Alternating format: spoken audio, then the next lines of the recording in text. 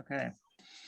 It is 6:03 on November 9th, 2021.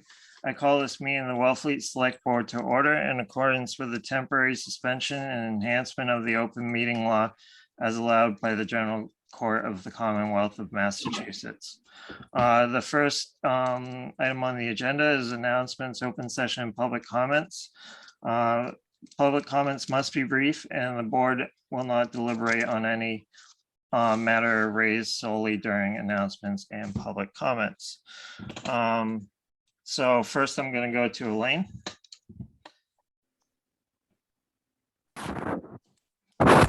Thank you, Mr. Chairman and members of the board. I'm here tonight and pleased to announce to you that the 95 Lawrence Road Task Force met on Monday, November 8th, and we completed our evaluation of the 3 proposals that the town received for the development of new rental homes at 95 Lawrence Road. The 8-member committee voted 7-1 to recommend to the select board that the nonprofit developer Preservation of Affordable Housing, known as POA, in partnership with the Community Development Partnership of Eastham, be selected to carry out this important project. We are preparing a report for the board with our recommendation, and we will look forward to presenting it and discussing it with you at the select board meeting on November 23rd. Thank you. Thank you. Okay, Helen. I'm happy to say that in this worst tick season of all time, the laboratory in Amherst that would previously, up until this year, gave Wellfleet residents the opportunity to test ticks for free. And they'll test any tick for what they might have, up to 16 different things they test for, is now once again free, and they've changed their name to Tick Report. And it would be great if it went back on the website. So once again, if you're a Wellfleet resident and you want to have a tick tested to find out what it might have, you can do it for free again. Thank you. Tick Report in Amherst. Okay, Nancy. Whoops. Oh, you just muted yourself. We got the whoops, but that was it. Hang on 1 second. So we just lose her.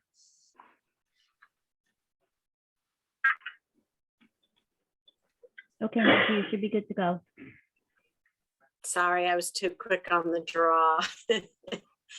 I'm really pleased to let you all know that the Shellfish Department has received a grant from National Sea Grant through the Cape Cod Cooperative Extension for a maximum amount of $10,000 to help us with our oyster buyback program that we began last year.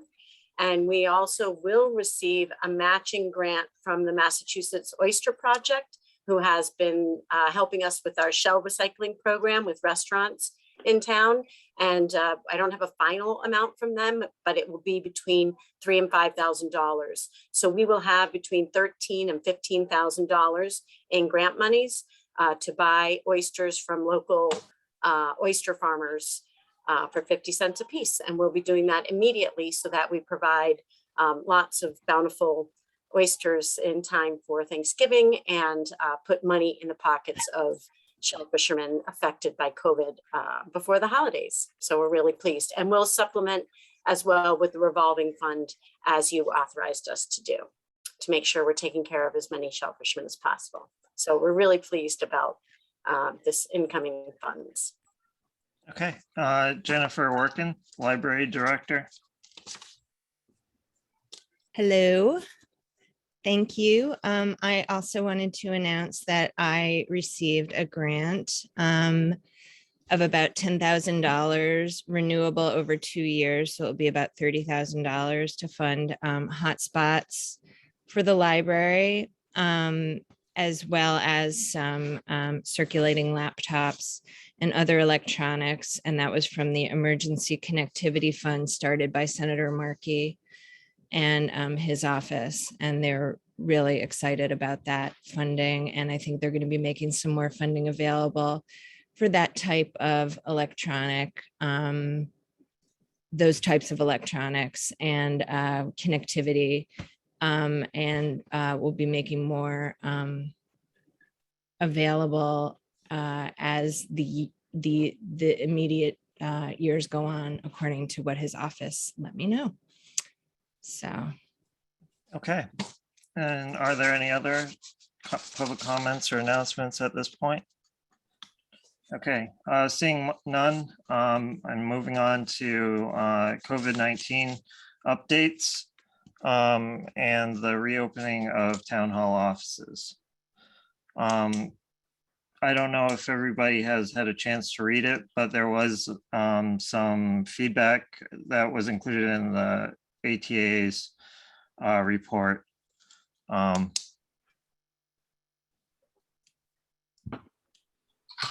Okay, Charlie, can you elaborate on what some of the concerns are that were raised?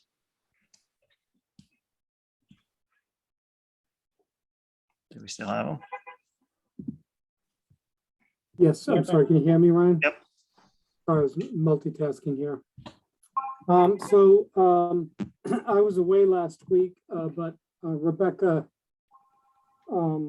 roughly set up a Zoom meeting with department heads, and we wanted just to review the reopening issue with them, to have a conversation, and just a couple of little summary notes I'll mention for the public's education. You know, the library is already open 6 days a week, essentially 10 hours less than their normal operations.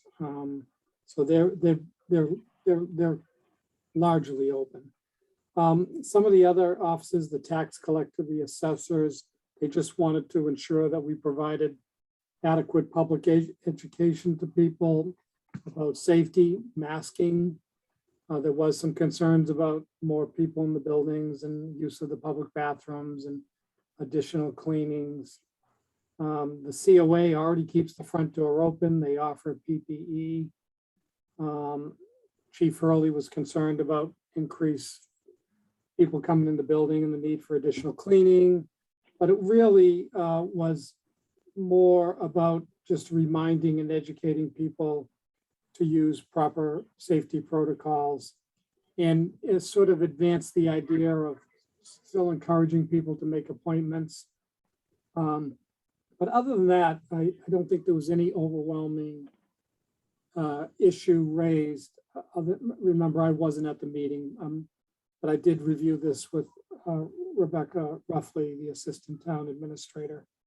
And so it seems to, based upon this process, that there is no reason not to reopen our public buildings to the public. Okay. Is there any comment from the board? Yeah,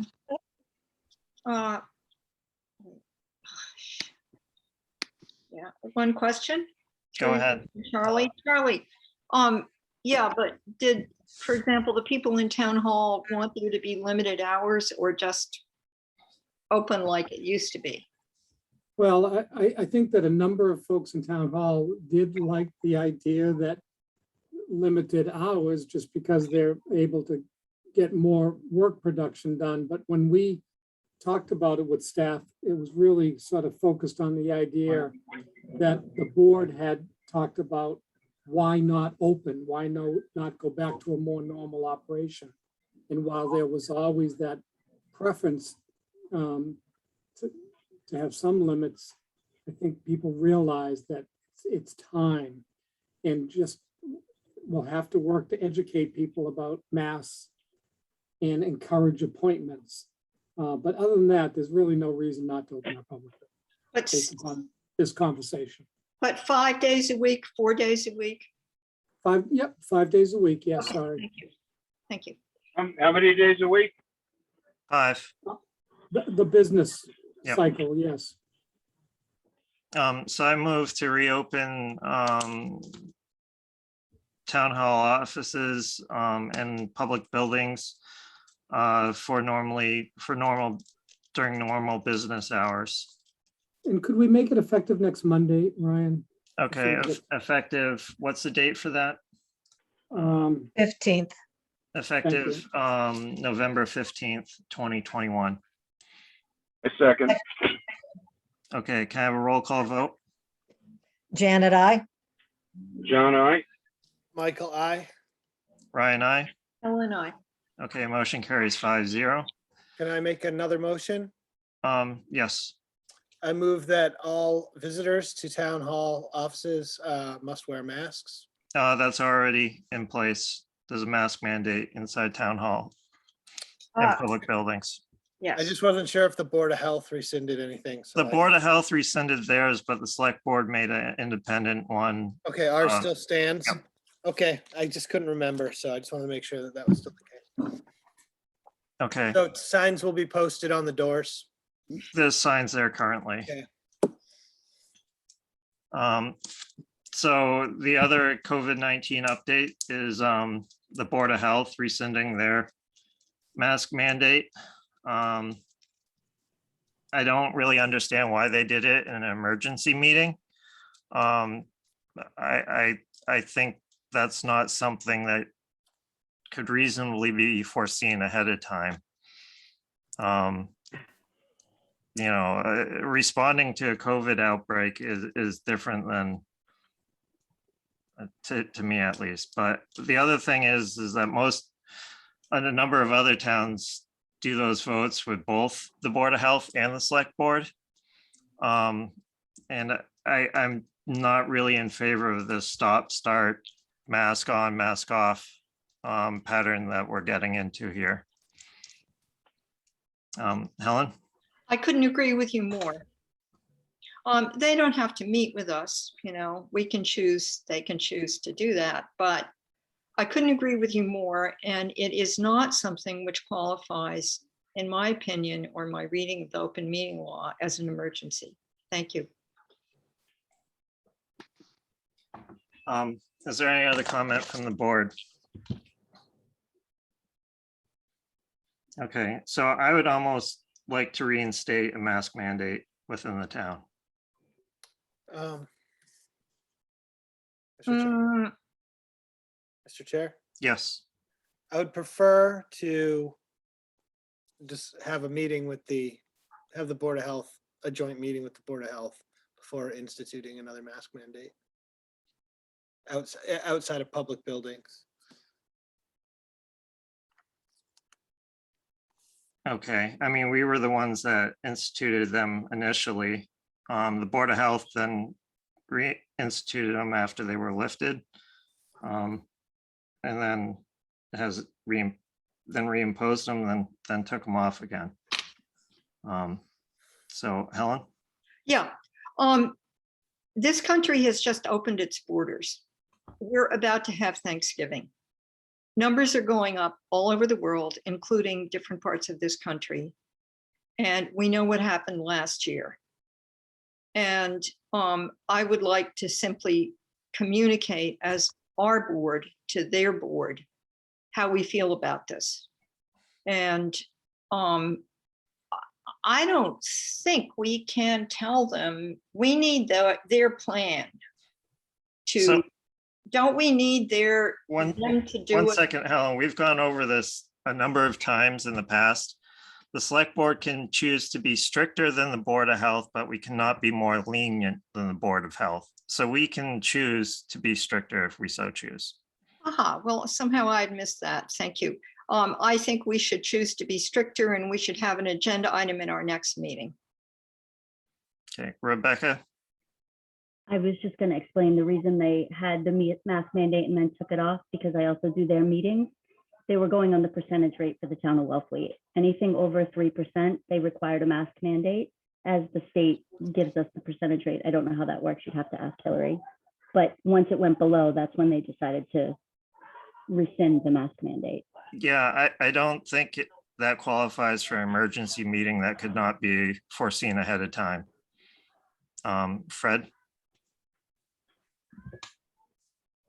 Yeah, I have a question because it seems related to this this question. Where does the town stand on the requirement or the lack of requirement for individual members of the individual employees or whatever to have been vaccinated? It's one thing to say you need to wear a mask or you don't need to wear a mask. It's another thing to say you should or should not be vaccinated. Is there a reason that there's not a mandate for employees to be vaccinated? Charlie, can you explain some of the complexities for that? Well, I would just say to you that, it sounds simple, right? Just require vaccinations, but it's never that simple. And people do have reasons for not getting vaccines. And then we get into whole types of processes we used to have where we're going to have to use a lot of resources, reviewing, union negotiations and reviewing reasonable requests for exemptions. And I think that as long as our COVID rates are at a reasonable level and we haven't had any issues with contract tracing, I'm not a big fan of a vaccine mandate. Okay, so I know that some of the other towns have started implementing some of them and they're running into collective bargaining issues. And for me, at least, I'm kind of waiting to see how those play out rather than expose Wellfleet to that. But that's just me. I would love to have a mandate, but I just worry about what that might commit the town to. Is there any other comments on that? Yeah, I'm sorry, I didn't raise my hand, but while in general, I tend to favor a mandate, the problems that, I'm with Charlie, the problems it would likely raise probably would outweigh any benefits from it, given the low COVID rates we're experiencing. The cost-benefit analysis just doesn't seem to support it. Okay. So then I guess the question is, does the board wish to take any action on a mask mandate tonight? I don't. I go with the Board of Health. Okay, I prefer not to right now. Helen? I do. And I think we should do it sooner than 2 weeks because of the season. And because what we know about viruses in this season generally. And because many people choose not to be vaccinated. And even if they are, there's breakthrough. I really think that we should, but what exactly, Ryan, would you mandate? That public places, in other words, use the language that the Board of Health used a couple of times ago? They've gone back and forth so often. If you're walking on Main Street, you should have a mask. No, I just indoors. Would Just be, indoors. yep. John? Yeah, I'm in agreement with Helen. We've seen so often now that we've collectively, not just in Wellfleet, had so much experience with this, relaxing these mandates and then watching the numbers go up, and then the holiday season arrives and the numbers go up, and then we reimpose these mandates. I don't see any harm in keeping it in place, for indoor establishments. Okay. So I would like to get language in front of the board before voting on it. But I don't know. Later on, we have agenda item for scheduling future meetings. So if we can figure out a time that works for everybody within the next week or so, that would be the way that I would want to address it. Is that okay with everybody else? Yeah. For me. So you're okay. You want to postpone making a mask mandate going next meeting, but the no, Board of Health is saying no mask mandate. No, basically, we would probably schedule an additional meeting for it. But because the mask mandate is a little bit more complex than just saying there's a mask mandate, that we need specific language in front of the board before issuing any such mandate, unfortunately. I'm doing a thumbs up. Mike? My only concern here is it's tit for tat with the Board of Health. And I think personally that the Board of Health is a regulatory board that is in, it's in their wheelhouse. And I would like to at least have someone from the Board of Health or some people at the Board of Health, from the Board of Health or our health agent at that meeting when we do decide that. Yeah. Again, I don't want to go back and forth with the Board of Health. And I think that the on-off thing, the on-off switch is problematic.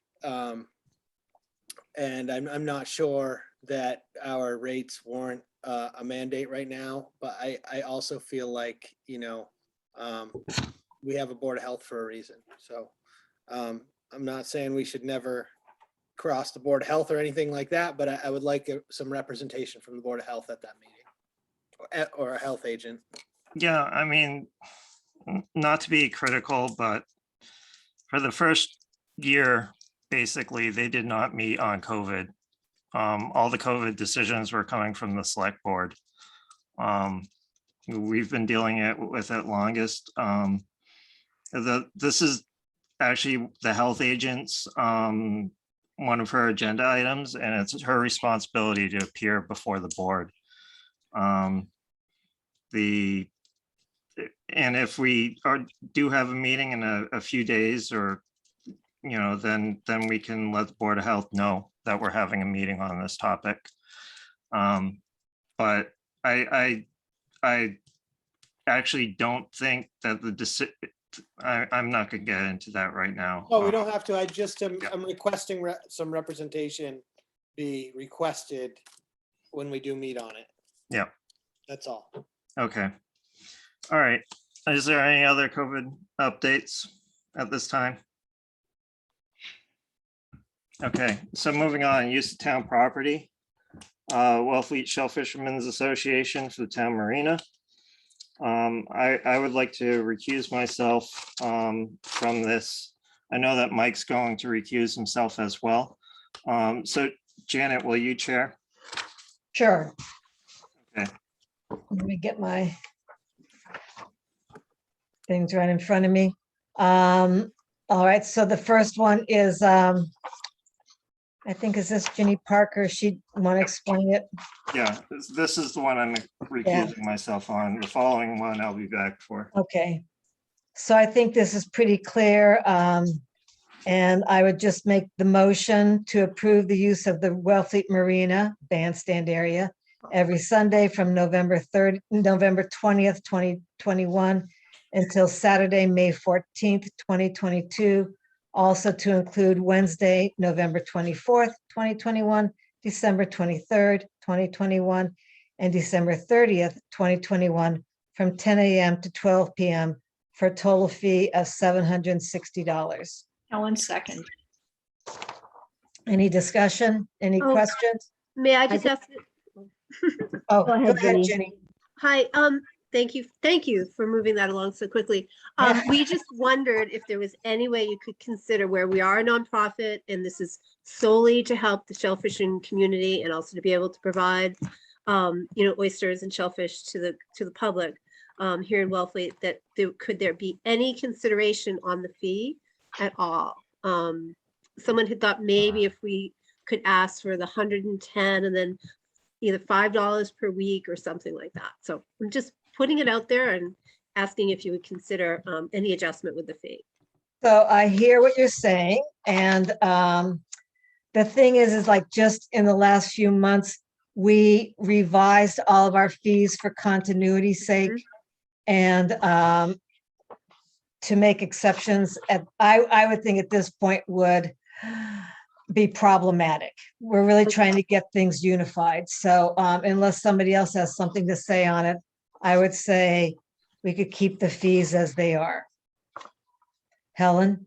I agree with that. And Ginny, I'd like to remind you that it does very much support the community, and it is a good thing, and I'm looking forward to it. But staff also is involved, and staff time is involved. Actually, this year, we're not asking for any help, any support from any town departments. Ah. Yep. Okay, well, that changes. We do have this, we voted on this, and it is set, and it's very specific that, so I think I have to agree with Janet on. Okay, that's okay. Thank you, though. We can ask, right? Thank you. Yeah, you can. But yeah, this is always hard for us to do, to charge people, Anybody else? John? Well, yeah, would it really be that much of a hardship for us to consider an exception?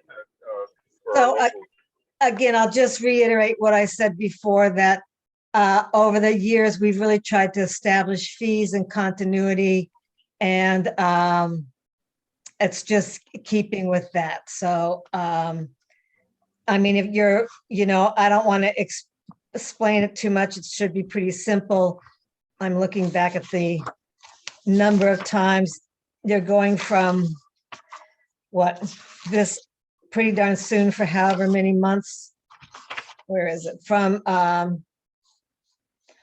November 20th to well, it's more, when are you stopping? You're going until through the Well, we put till May 14th because Yeah. we're you're tracking talking it about with yeah. the Vibrio season. So it could be Yeah. before that, and we No, may but not. you're asking for 7 months. Yep. 4 times a month, more or less. So that really isn't a lot per time. And you also have to consider that there is with attracting people, because it is so popular and it's a great event. Yep. There is garbage. There could be, police. There's not going to be police detail, but they've got to check things out. Maybe come up with, guidance on parking. So I'm really sorry. No, But totally for me, acceptable. I think It's this is absolutely policy. perfect, and we thank you. We made all this as good. policy. So question it next year. So, but we just All right. started. You know what? They can all pay $5 a piece. It's okay. Yeah, I yeah, did the math in my head. exactly. It's 25 a week. We've got Yeah. that. Thank you. Thank you. Okay. Any further discussion, or may I have a vote? Is there a second? Second. Okay, all in favor? John, I. Janet, I. Helen, I. Okay, motion passes 3 with 2 abstaining. Thank you. Ryan, you want to come back? Yep, and Mike can come back too, And Mike, yeah. I believe. So, all right, use of town property, Wellfleet Elementary School, PTA, parking lot behind Town Hall. Is Lauren on with us? He was. PCD. I'm here. Okay. Lauren, can you give us a quick overview?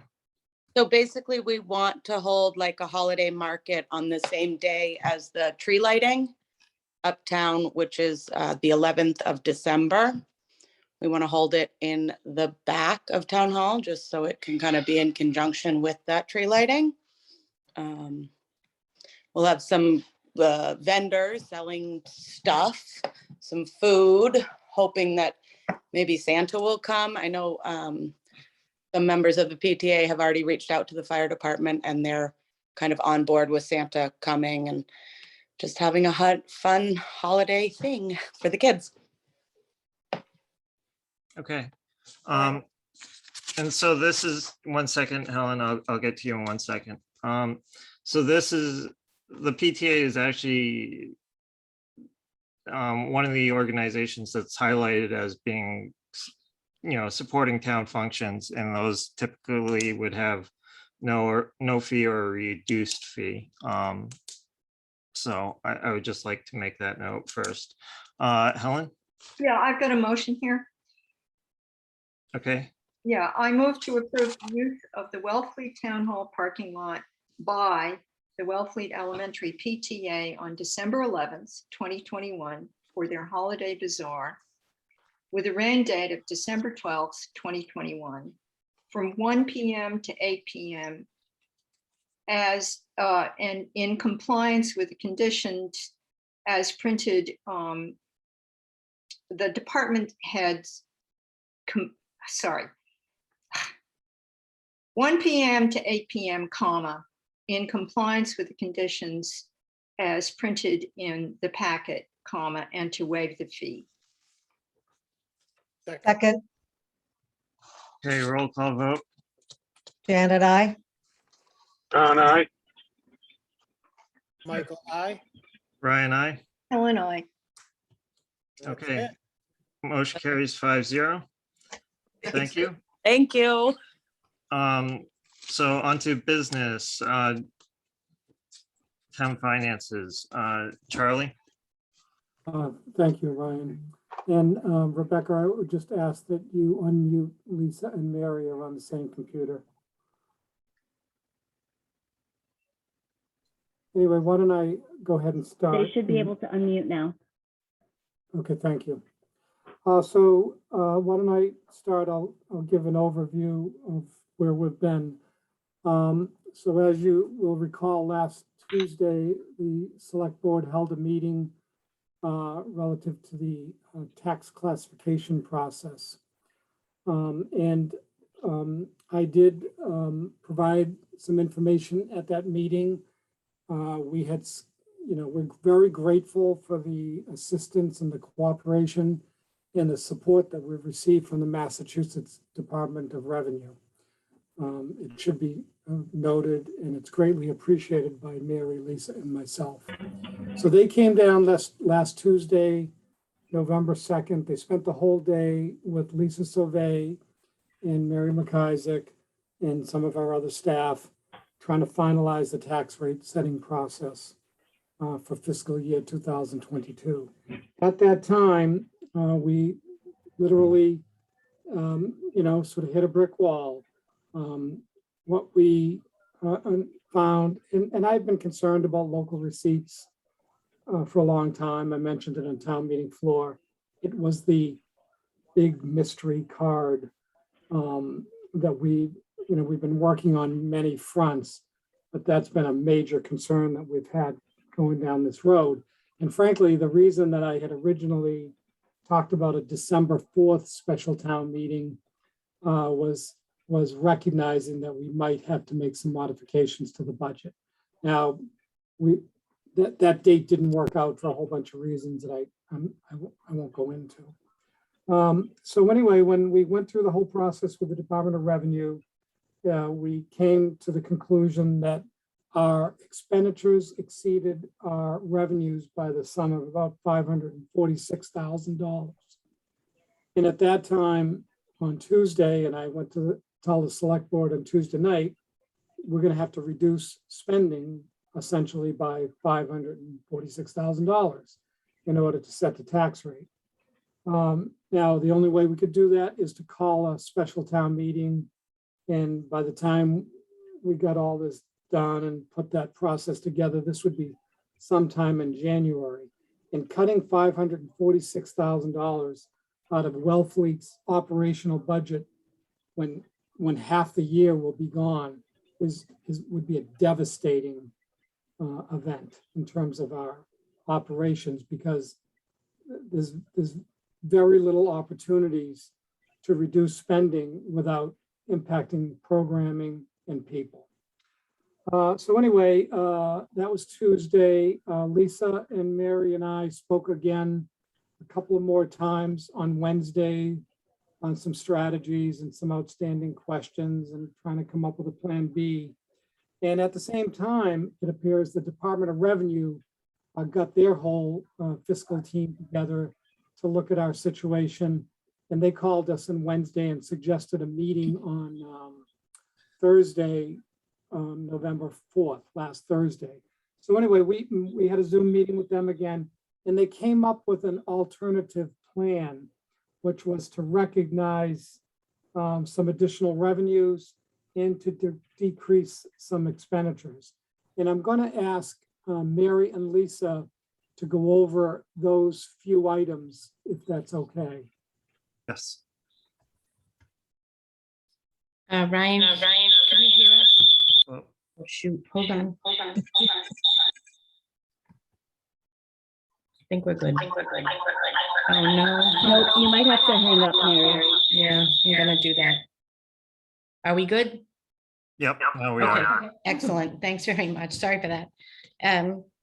We had all of the meetings that Charlie has just related to you.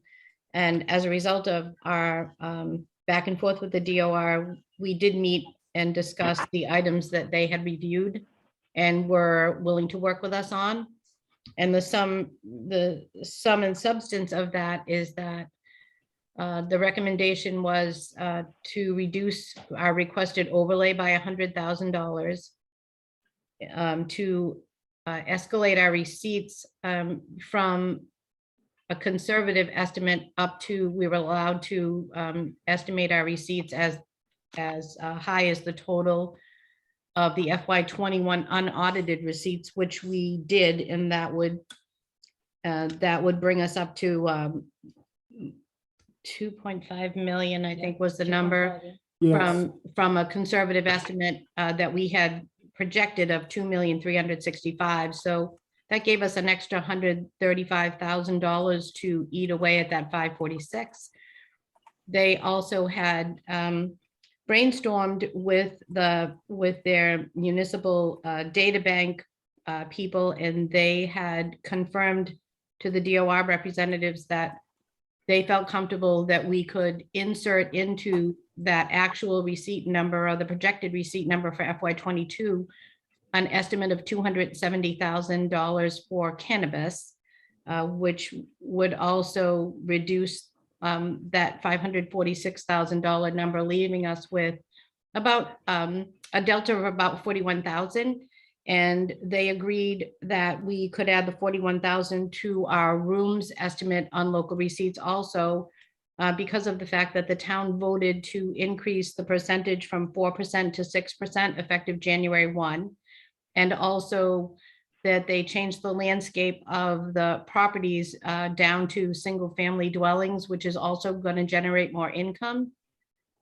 And they thought that us adding $41,000 and change was a reasonable request, and they allowed that. So we were able to cover by these adjustments the $546,000 that was over the levy limit.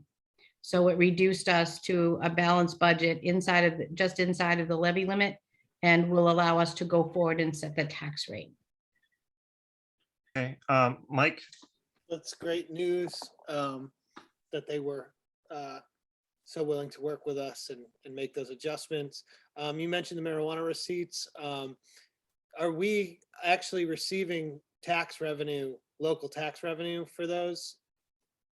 67,000 so far. So we received our first receipt of, and the data bank also could see that evidence of a payment of $67,000 that came through from the state.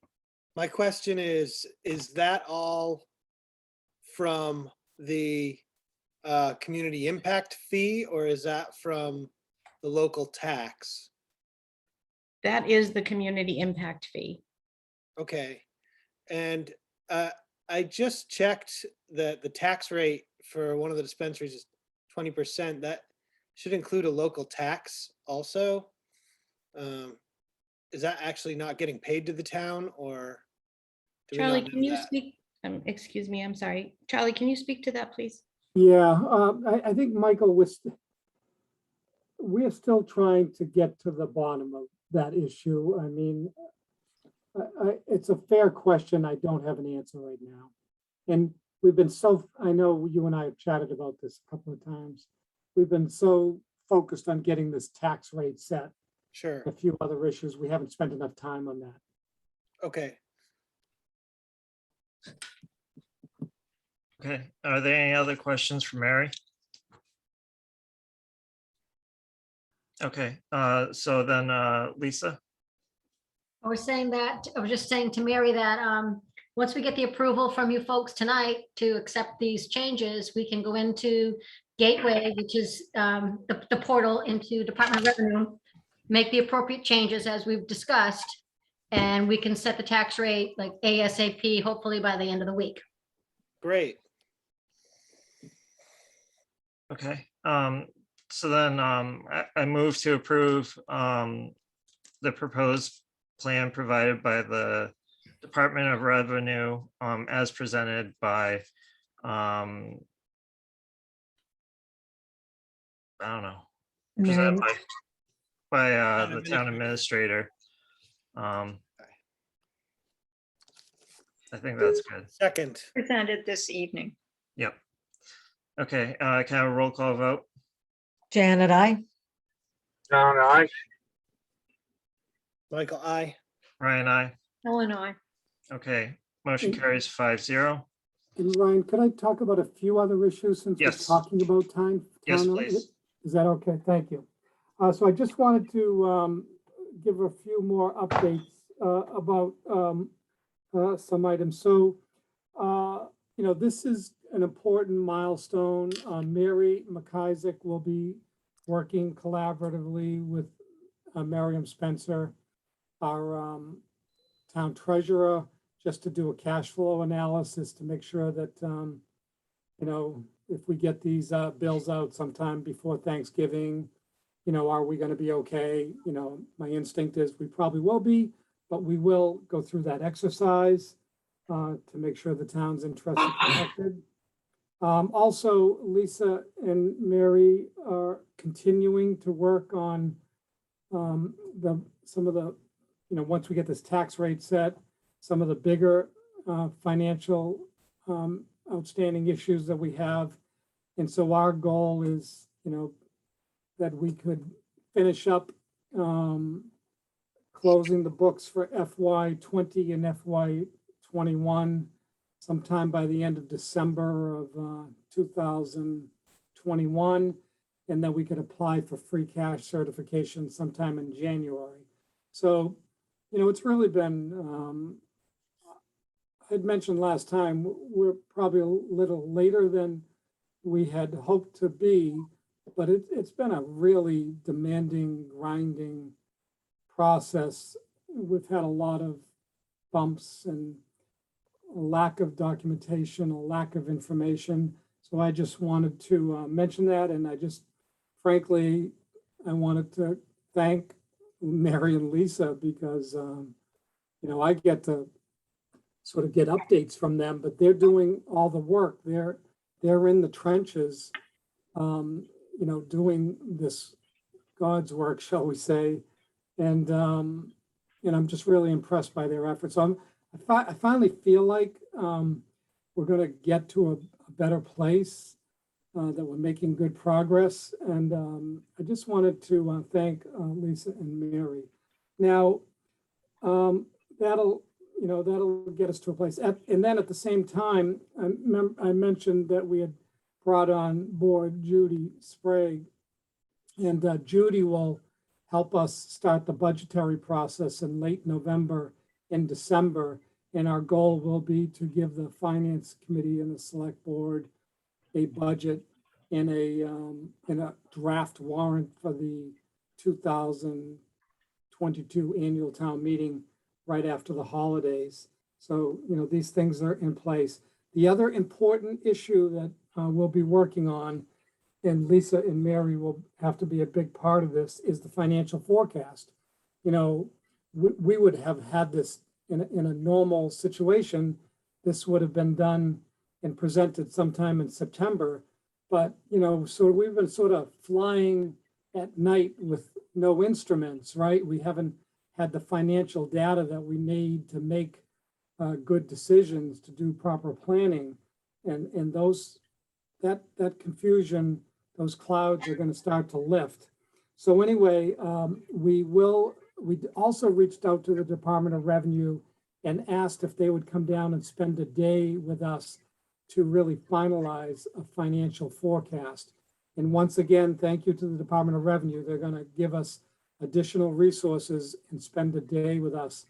And they have a very robust financial forecast document, better than any tool that I ever used. And so I think, you know, in our situation, we need something that's really robust and deep. So anyway, they're going to come down. Right now, I believe they'll be down possibly on November 15th.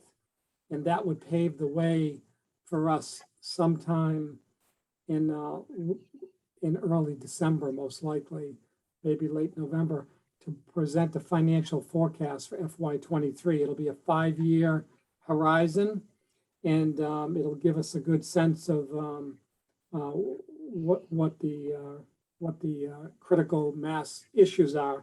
Now, I will tell you that, you know, by using the plan that we just adopted to set the tax rate for FY22, you know, we're exhausting a lot of our resources.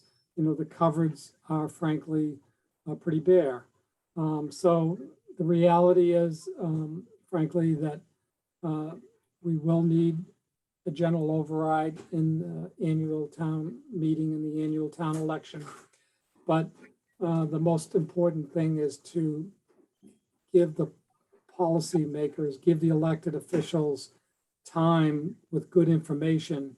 And I think we're now heading towards a place where we can say with some confidence that we can give you quality data and information to make some decisions and to start educating the public on what the issues might be. Now we will be, as I mentioned, certifying free cash, and I think we have expectations that we will have some, you know, reasonable free cash balances. My first priority recommendation to the Finance Committee, the Select Board, and ultimately town meeting is to re-establish funding within the Stabilization Fund. I think that's goal number one. We do have some fiscal issues in the current fiscal year for FY22 that we're going to have to address. We can do that.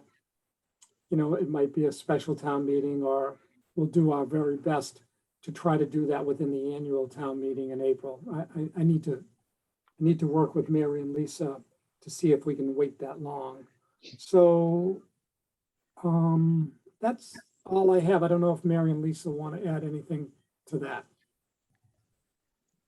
No, other than the fact that the department, that the auditors are coming on December 13th to audit fiscal 21.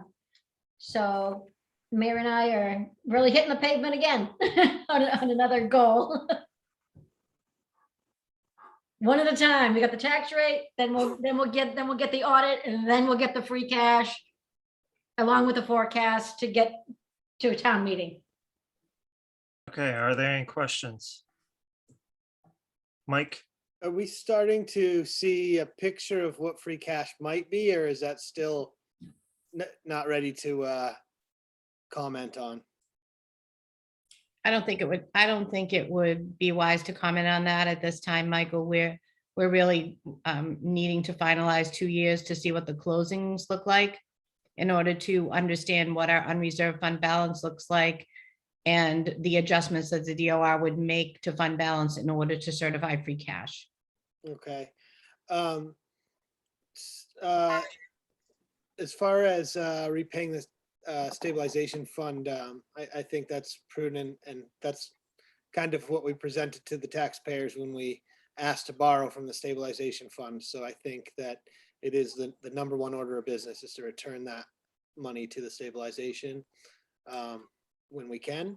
And then start thinking about the long-term process of accounting for the rise in wages, benefits, and costs of operating being beyond 2.5% every year, and how we're going to deal with that year over year.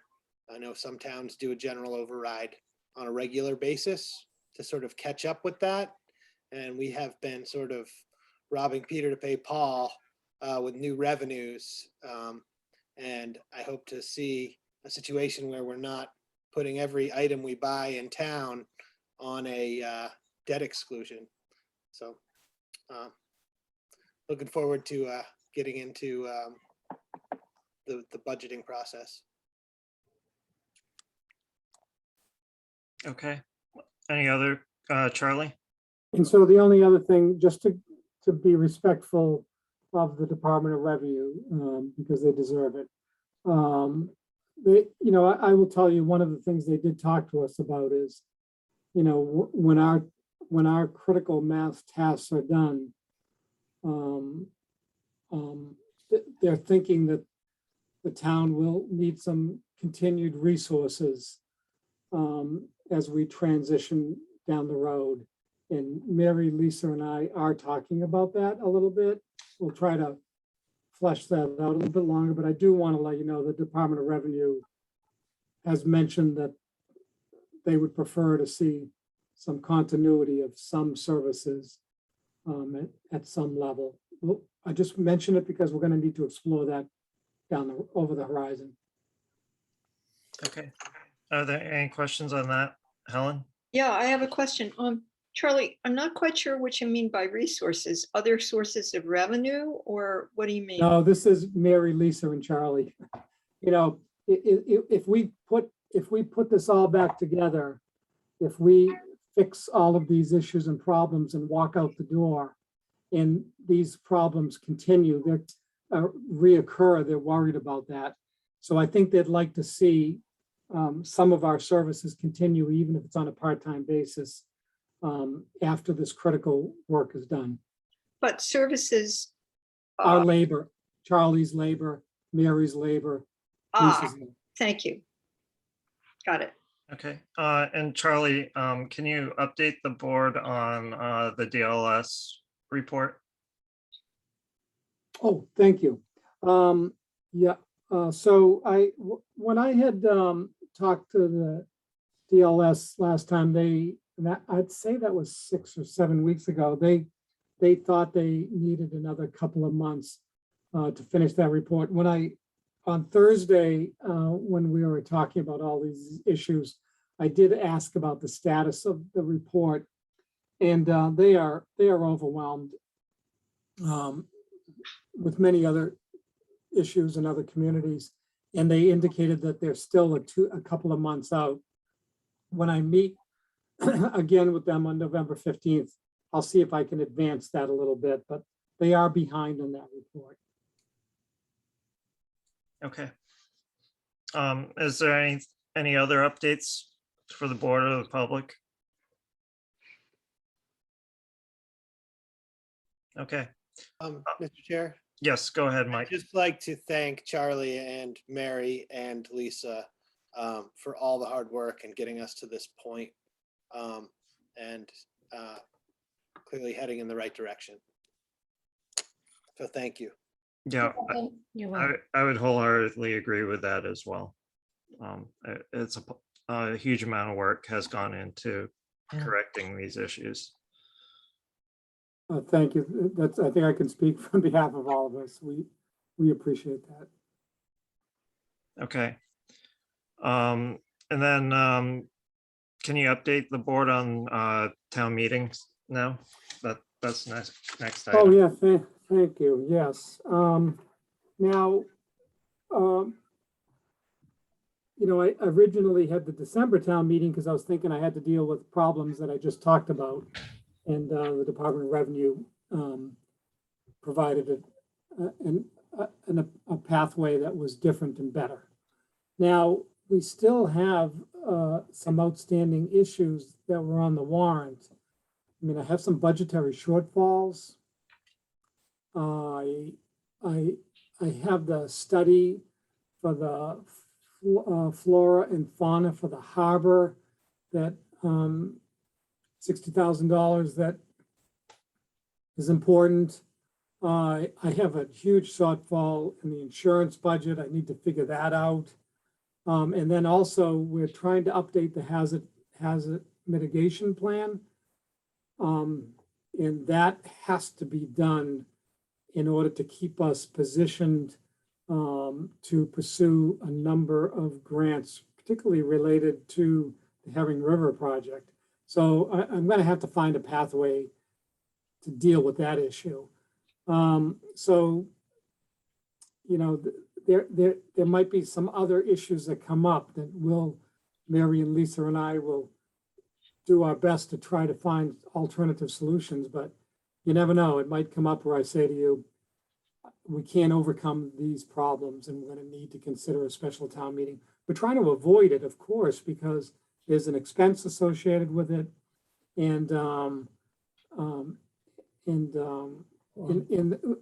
worried about our ability to get a quorum in the dead of winter. So we'll just have to keep monitoring it, and I'll have to update the board relatively frequently.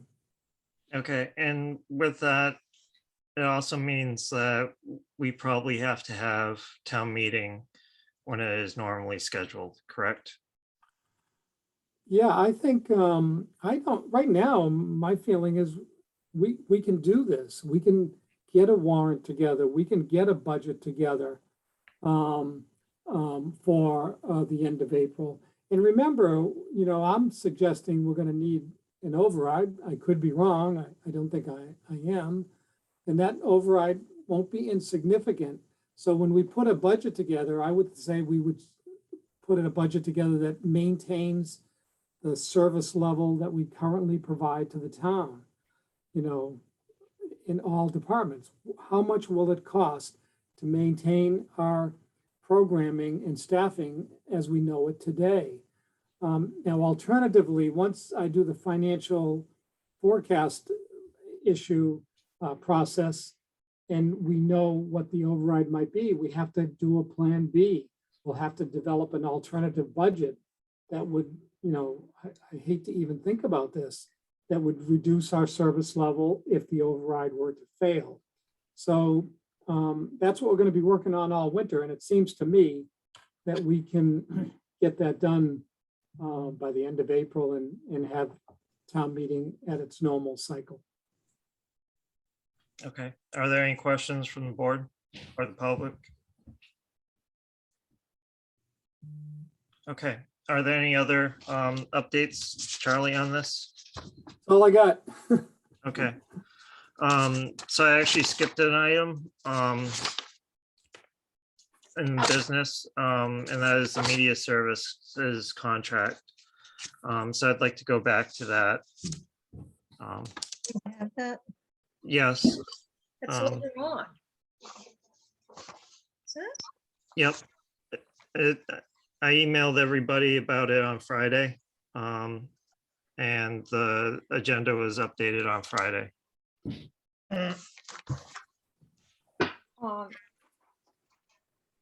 Isn't that under D? I'm sorry. No, it was actually item A. Ah,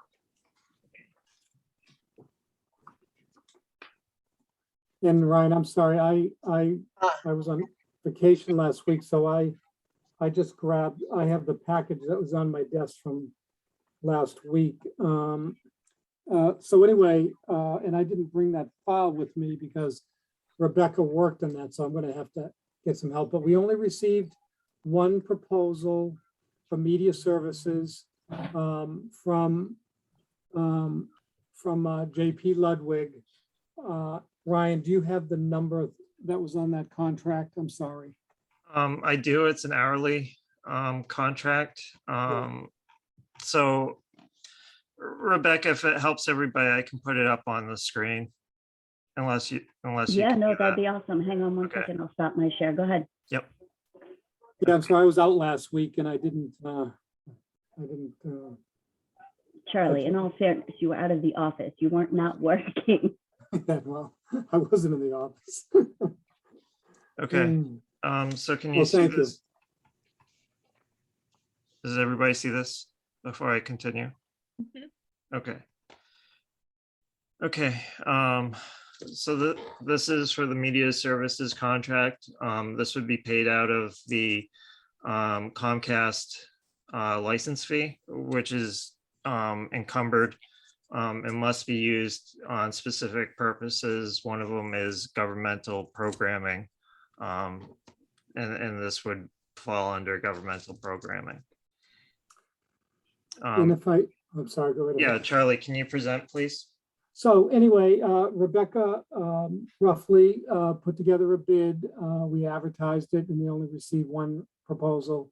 JP Ludwig, I will be honest with you, I've known JP for, I'm going to say maybe 20 years. He's provided media services for the town of Brewster for that whole time. I enjoyed working with him and he did a good job. He also provides media services, his firm, to Yarmouth and Truro, I believe. So the nice thing about this firm is they have some legs to them. So they have several employees that can provide coverage. We don't have to worry about someone being out sick, someone being on vacation. So they'll do a good job. Part of the contract is we know that we need to upgrade our meeting rooms at the Council on Aging, and I'd like to do the basement of Town Hall so that we can have virtual meetings. Now that is not going to be an insignificant cost, but we do have significant reserves in the cable fund to pay for that infrastructure cost. And then we would use that annual appropriation, I think that's in the range of $135,000 to pay for the media operations themselves. So the nice thing is through the monies that people pay on their cable bills, we do have adequate funds to pay for this contract, and they can only be used for that purpose. But we're under a little bit of pressure because we do need to upgrade all the equipment in these meeting rooms. Because after April, I forget the date in April, but I think it's the middle of April, we may not have the ability to run our meetings in the manner that we are right now. The ability to have virtual meetings in person and virtually is going to be important. Okay, my one comment on it is that I would prefer the town to continue to use its YouTube channel over a plugin on the website. The YouTube provides free closed captioning and is more user-friendly than most plugins are. Yeah, and that's fine. We will set up this operation in whatever manner the board would like for sure. Yep. Okay. I think And that- is there any chance that we could do live streaming again? We will be able to do that. They have some equipment work to do, but yes. Okay. Mike? Yeah, I think that what came up before is that we have to have closed captioning. And that's why we switched to YouTube, because the expense of adding closed captioning was extremely high. And with YouTube, it's free.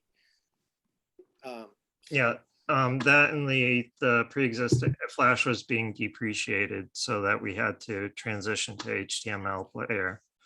What is, sorry, Ryan. Yep. What I meant to ask this as well.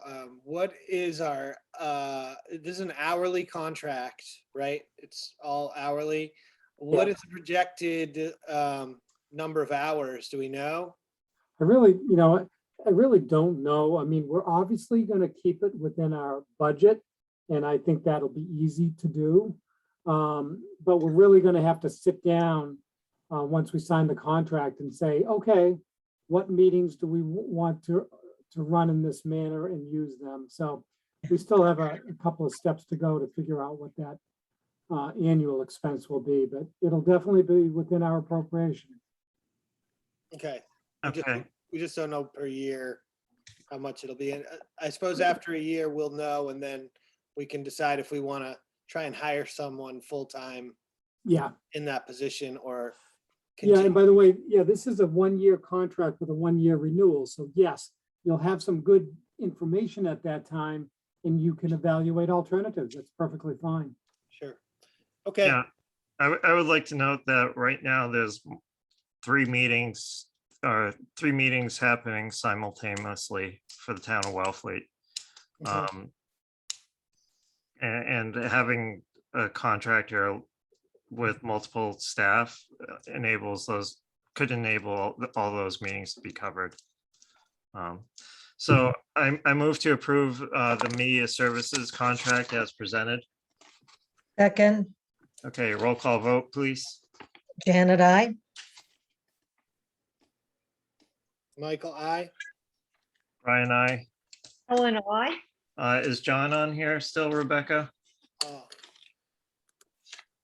Hang on, let me check. I think he fell off. Wasn't it Janet that was gonna maybe? Hang on, I got him. I just have to unmute him. Yeah, he was driving, but I don't know if he still is. John, before we voted, but because you were muted, if you have any questions, I'd like to give you the opportunity to ask them. If he's on here. I have him as the iPhone, but maybe it's not him. Okay, there we go. No, I don't have any questions, but thank you for asking. Okay, and then how do you vote? Aye. Okay, motion carries 5-0. So on to business of alterations to town landings at Gull Pond and Long Pond. So Gull Pond is first. So Suzanne.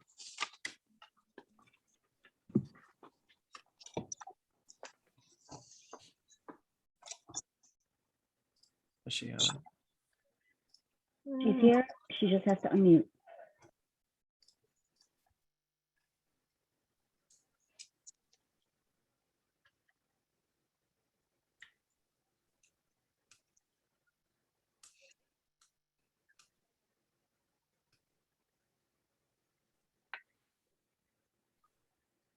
I've asked her, but she's not responding. Oh, there we go. Here I am, sorry.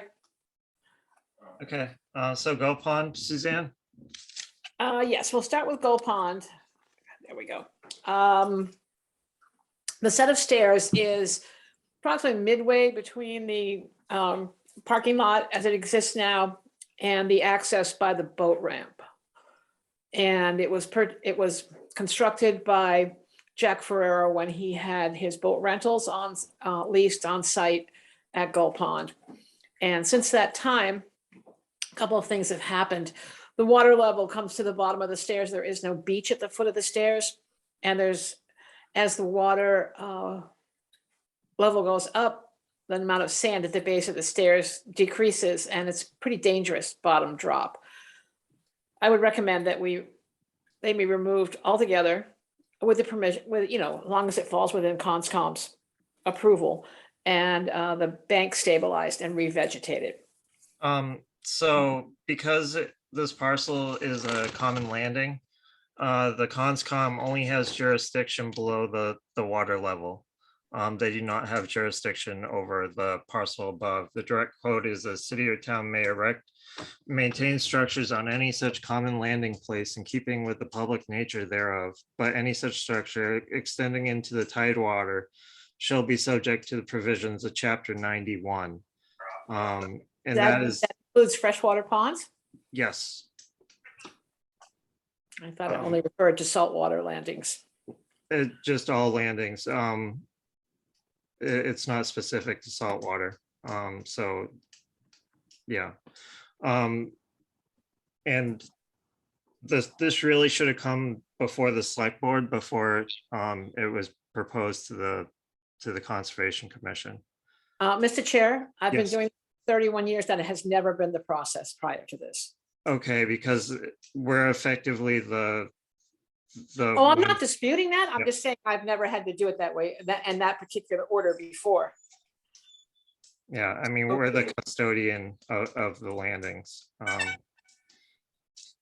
So I mean, personally, I would rather have the stairs replaced rather than removed. In general, I am not in favor of reducing the means to access various points, especially with the layout of the parking lot and the location of the stairs and the location of the other access point being significant distance. I know that they're currently in poor repair and are less than ideally placed, but I would much rather see a plan to replace the stairs. So, Helen? Yes, I'm going to be saying exactly that for the next, for Long Pond, but for Gull Pond, I agree with the beach administrator about this. There is a nice gradual way to get into Gull Pond. It doesn't use the stairs, and those stairs at Gull Pond are unlike the ones at Great Pond, which are fantastic in every way.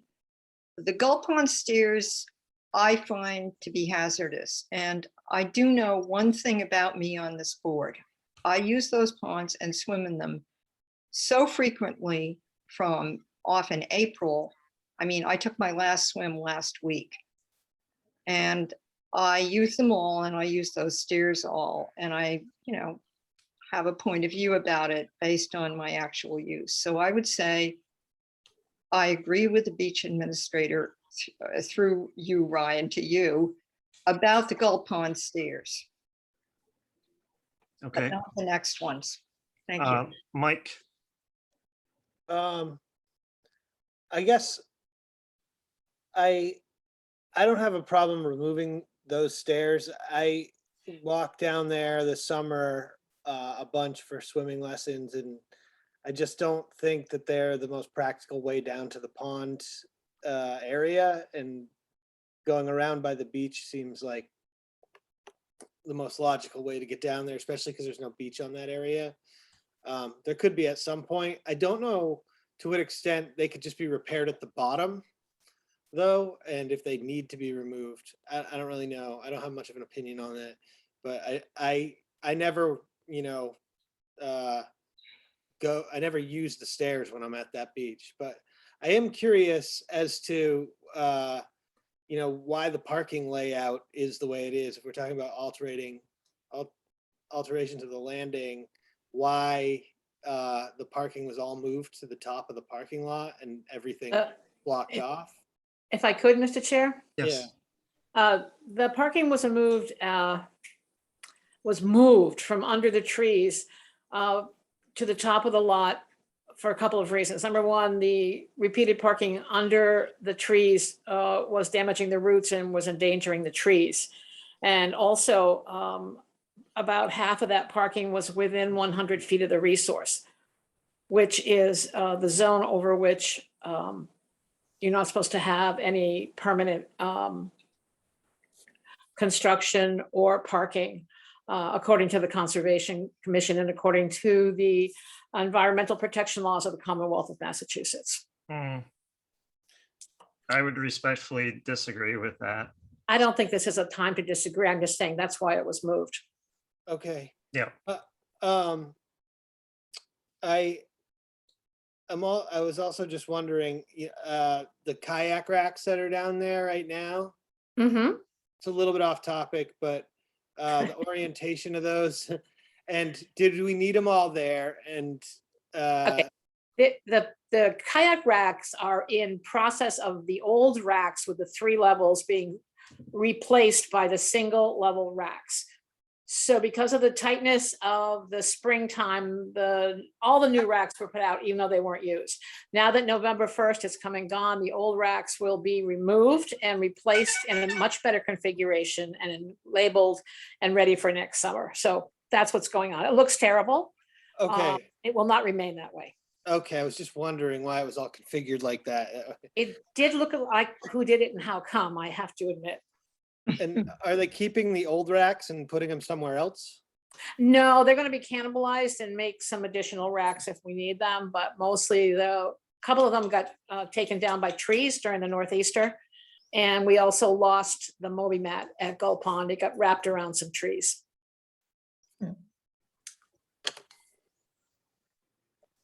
Would somebody care to make a motion? Mhm. I move to approve the landing improvements at Gold Pond. Helen, second. Be the removal of the stairs. Isn't that an improvement? How about as proposed by the beach? Right, I know, I didn't have it, yeah. Yeah, I move to approve the proposed alterations to Gold Pond. As proposed by them. As proposed by the beach director. That makes you feel better. Okay, is there a second? Helen, second. Okay, roll call vote. Janet, I.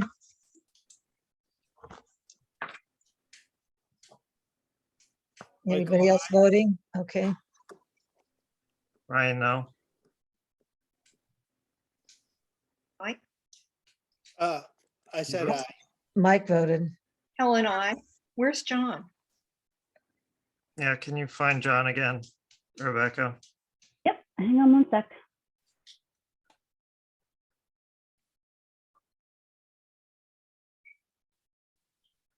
Why crash and Sam goes in a bathroom? Like, You're Sam good. goes- He's on. John. John, aye. Okay, motion carries 4-1. So Long Pond. Yeah. Right? Yeah, Long Pond stairs. Suzanne?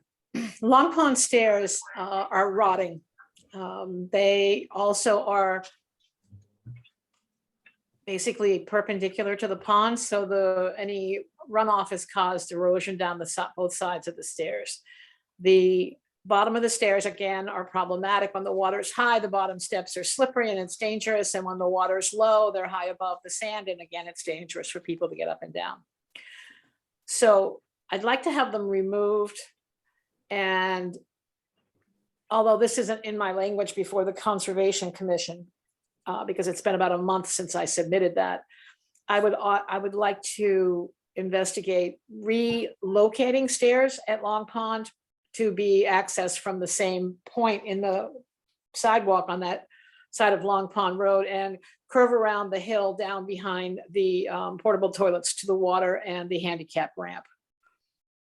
But Okay. that's a second application. For right now, I just like permission to have them removed so the bank can be stabilized and prepared for revegetation in the spring.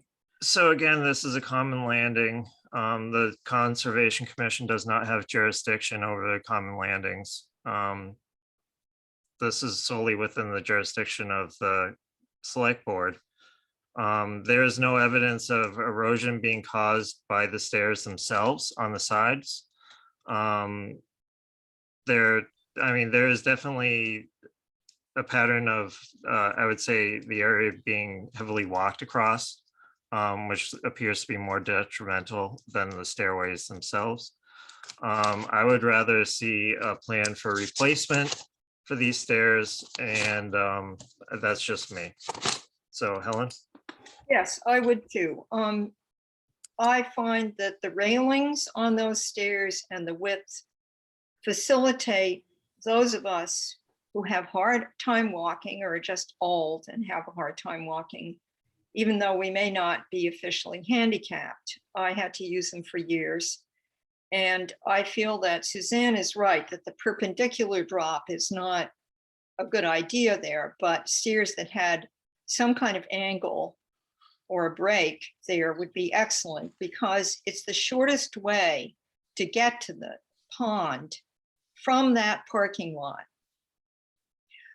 I feel that two accesses at that pond are really important.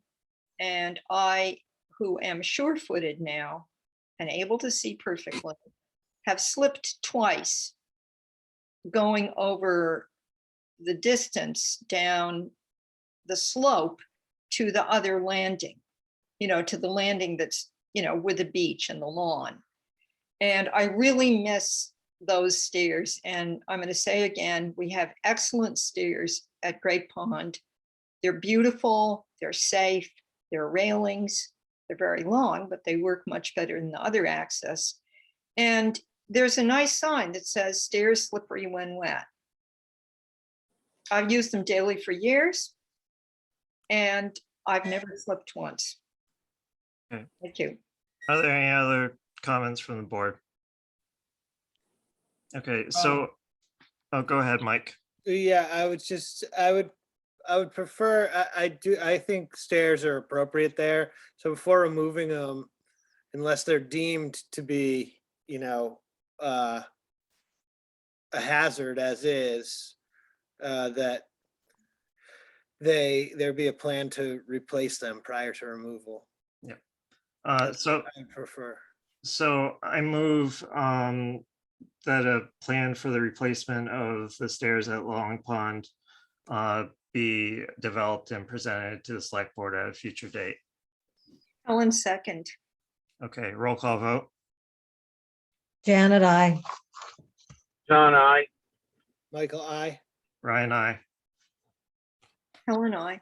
Okay, motion carries 5-0. If I could, one more, Mr. Chair. Yes. I did speak with Peter Williams of the DPW this afternoon, and he said, as they stand, the Long Pond stairs are dangerous to use, even though Helen and other people still use them this summer. I would hesitate. We had them blocked off, and a lot of people still use them. I'm afraid of liability for the town, so that I would like to be on an agenda fairly quickly with a plan for replacement, and I will look forward to having that discussion with you. Yeah, as soon as the plan's ready, let me know and I'll add Okay. it to the agenda. I Okay. want to hold off. And if, Thank you. Mr. Chair, Yep. and if they could just put, if it's gonna take a long time to replace them, or we have to appropriate funding, is there a potential way to just keep them in repair enough to be used for the season? Probably not. Not in the condition they are in. Yeah, I would say that replacing the stairs in the exact location in which they are now would be pretty straightforward.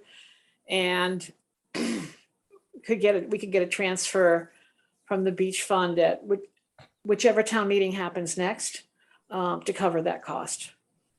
Okay, Helen? Yeah, the construction of them now with the earth is definitely dangerous. And that should be, I only used them once.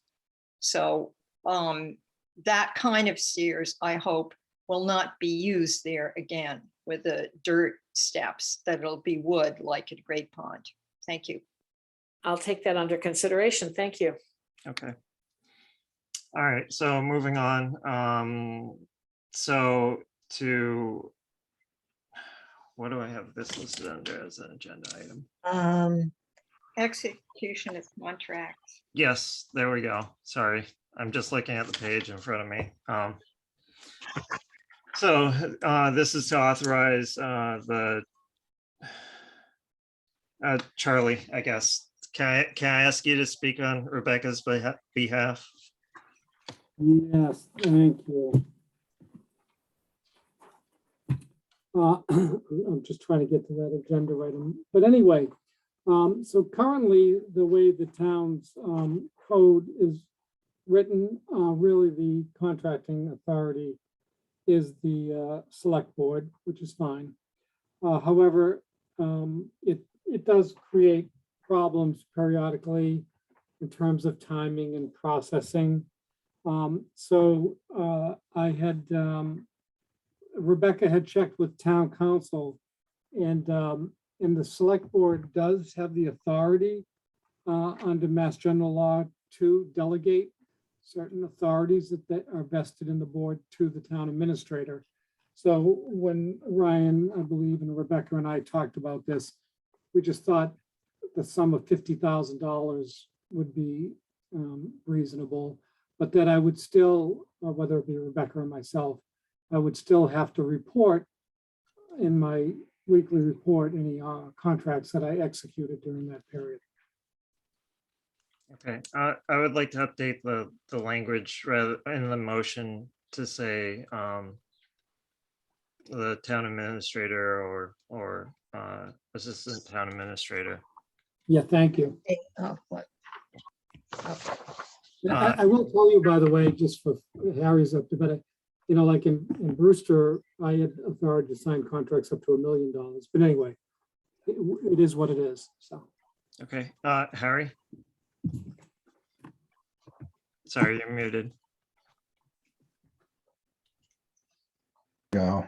I have permission to unmute now. Yep. Yeah, just for context, I had authority from the select board to sign contracts. It was limited to $15,000 in those pre-inflation dark age days when I was town administrator. But there is precedent for it. Thank you. Okay, Helen? Yeah, I'm a little confused here. I remember Harry doing that. I remember voting to have Harry do that. And now I'm looking at our general bylaw, which says very clearly that the only way we can change this is to have town meeting say it's okay. Charlie, can you talk to Helen about the opinion that we received from legal counsel? Helen, Yes, excuse me. forgive me. I Yeah, we read did. the opinion. Oh, okay. Yeah, so, I understood, but the state law does, there are conflicting elements of law, but the state law does give the select board the authority to delegate responsibilities, including this one. And it appears like you did it in the past with Harry, so. Okay, Mike? Yeah, I mean, we are the agent of it, but of course, as a select board, even in what does it say in the town charter exactly, the town bylaws? It says we are the sole authority to execute and approve contracts or something like that.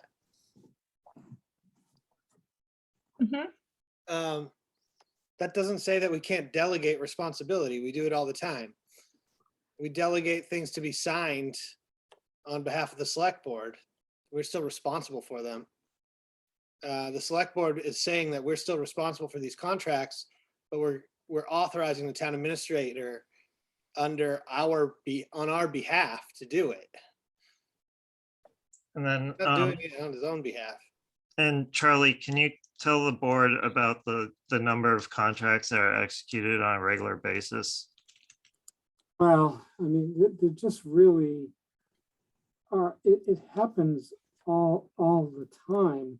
Some of them are very small, frankly, equipment, truck repairs, buying small procurements, radios, computers. I mean, these things happen with rapid frequency. Okay, Helen? Yeah, I get that, but I think a lower limit would be better, A. And B, you see, it's one thing for us to discuss, vote on, and approve a contract. It's another, and then delegate somebody to sign it for us. It's another thing to just hand the whole thing over without us ever discussing it or having it on an agenda or whatever. And I'd like to ask Charlie and Harry, through you, Ryan, don't general bylaws trump, it's a home rule state situation. Don't our general bylaws, which are approved by the AG's office, trump whatever the state says about this? I'm a little unclear about this. Well,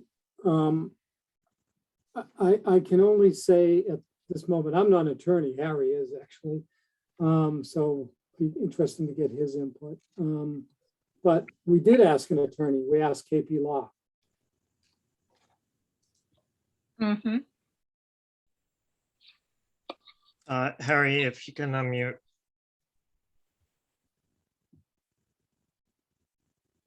Sorry, you're still muted. Hang on, I'm scrolling. Yep.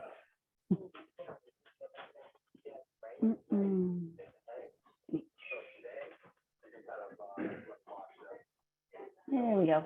Okay. Okay, thank you. Yeah, no, there's the general principle law in terms of principal agent relationships where somebody who has authority to do something can delegate that authority to someone else.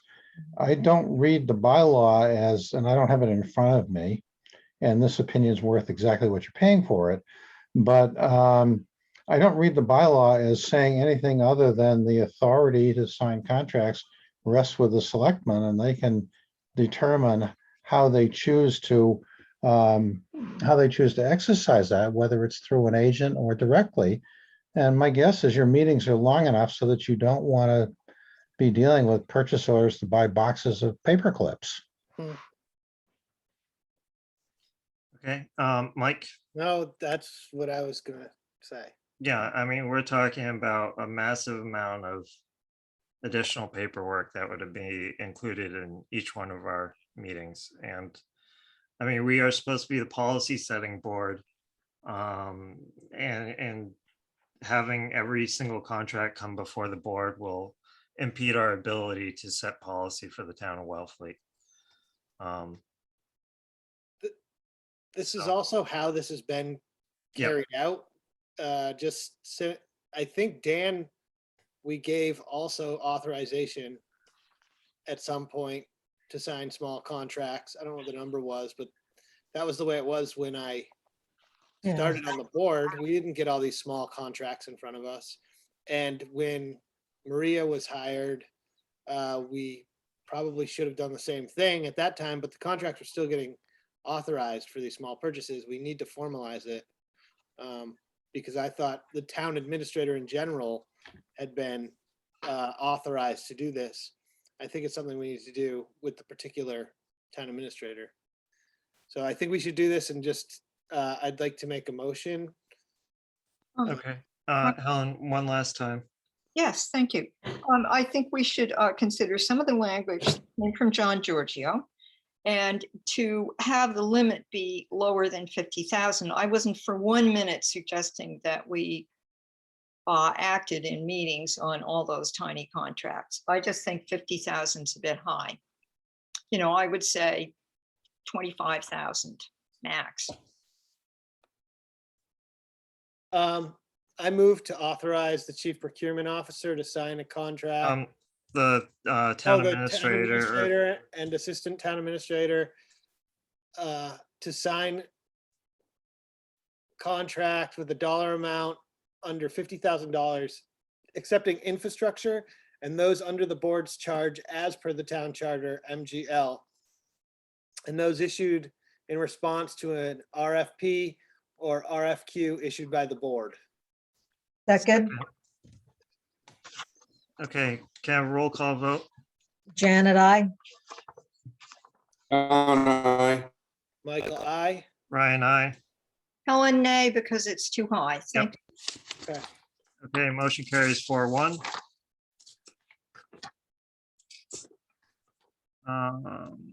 Meeting schedules so typically this time of, so before we get into next year's meeting schedules, I'd like to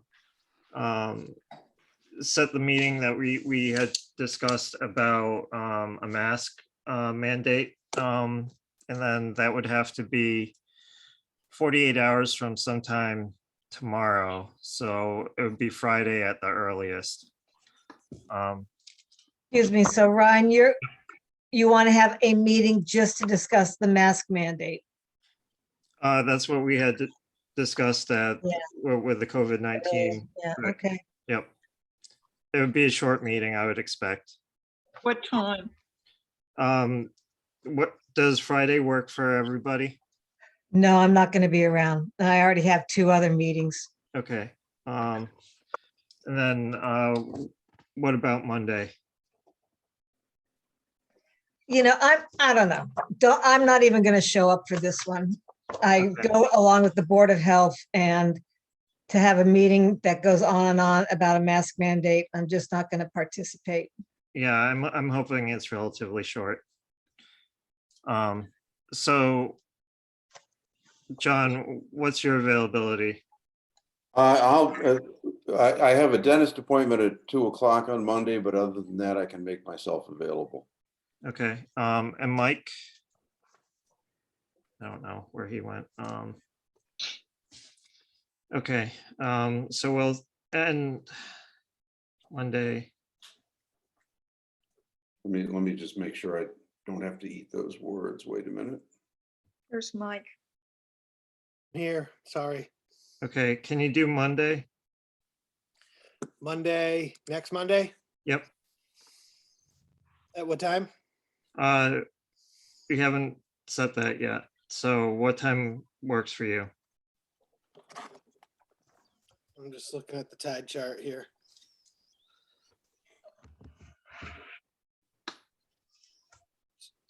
For me, it's not really the day, it's the time, so. Yep. I think it's high later in the day. As long as it's after dark, I don't really care. Okay, so what do we say, Monday at 6? Yeah, that's fine with me, I think. Yeah. Okay. All right, and that gives us plenty of time for the posting. And then I'd also like to schedule an executive session. I've been trying to schedule one for months at this point. I need to figure out a date that works for everybody because it's always we're short one person here or one person there for all the dates. So next week there was no day that worked for everybody. And so then it would probably be the week of the 23rd, which is when we have a regular, we have a regular meeting on the 23rd. But what's people's availability on like the 22nd, the 24th, 25th, or the 26th? Well, I'm not going to do the 25th because it's Thanksgiving and I'm traveling that night. So, and do you anticipate this being like a 2 to 3 hour meeting? Yes. Yes. Yeah, all right. Rebecca? I just want to tell you that town hall staff has Friday off per their contracts Yep. and bargaining, so. Okay, so it would have to be the 22nd or the following week even. So what works for everybody? 22nd would be better for me. Yeah, I can do the 22nd. 22nd. Helen? What is this about? Executive session. I know, but what exactly? We got an email on it a couple weeks ago or a week ago. If you could remember, yeah, all right. Yep. I can actually do either week, either the 22nd or the following week, Ryan. Okay, Mike? Yeah, probably, let's see, I think, can't remember what days I'm gonna be away, but I'd rather not zoom in on those. Hold on, let me just figure it out here.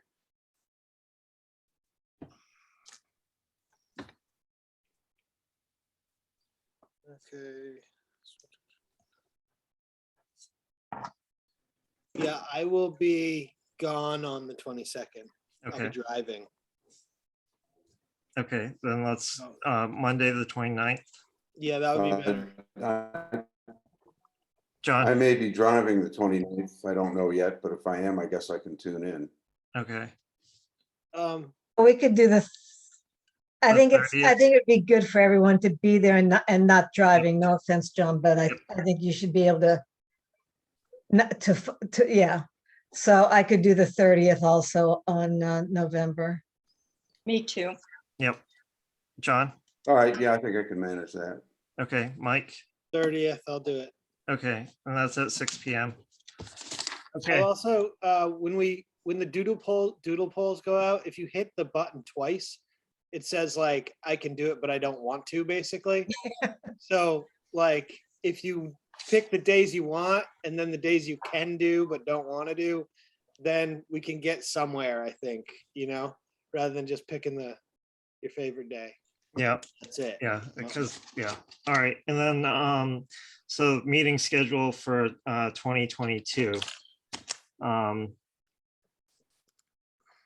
So the one thing I am concerned about is the gap we have between our last meeting in December and our first meeting in January. The last meeting we have scheduled is, sorry, that one's not in front of me. Select board. December The 20th, 21st. 21st. Yep, that's a Tuesday. Is it? Because I think it's December 14th. Oh, I'm sorry, you're right. It's December 14th and the 28th. And I then the don't next think one we is have the one on 11th. the 28th. So, yeah, I don't know. So oh. So I see December 20th. And That's next year. Yep. Yeah, so that's what, a Monday. So right now, if you're doing the 2nd and the 4th of each month, you would have the 14th of December and the 28th of December. And then the next meeting would be January 11th. Yeah, so right now we're posted for December 7th. December 14th is traditionally, that one is a joint meeting with the FinCom. We're actually gonna have a joint meeting in January instead. So that we can have a full presentation of the budgets once they're ready, rather than doing a presentation of the budgets before they're ready.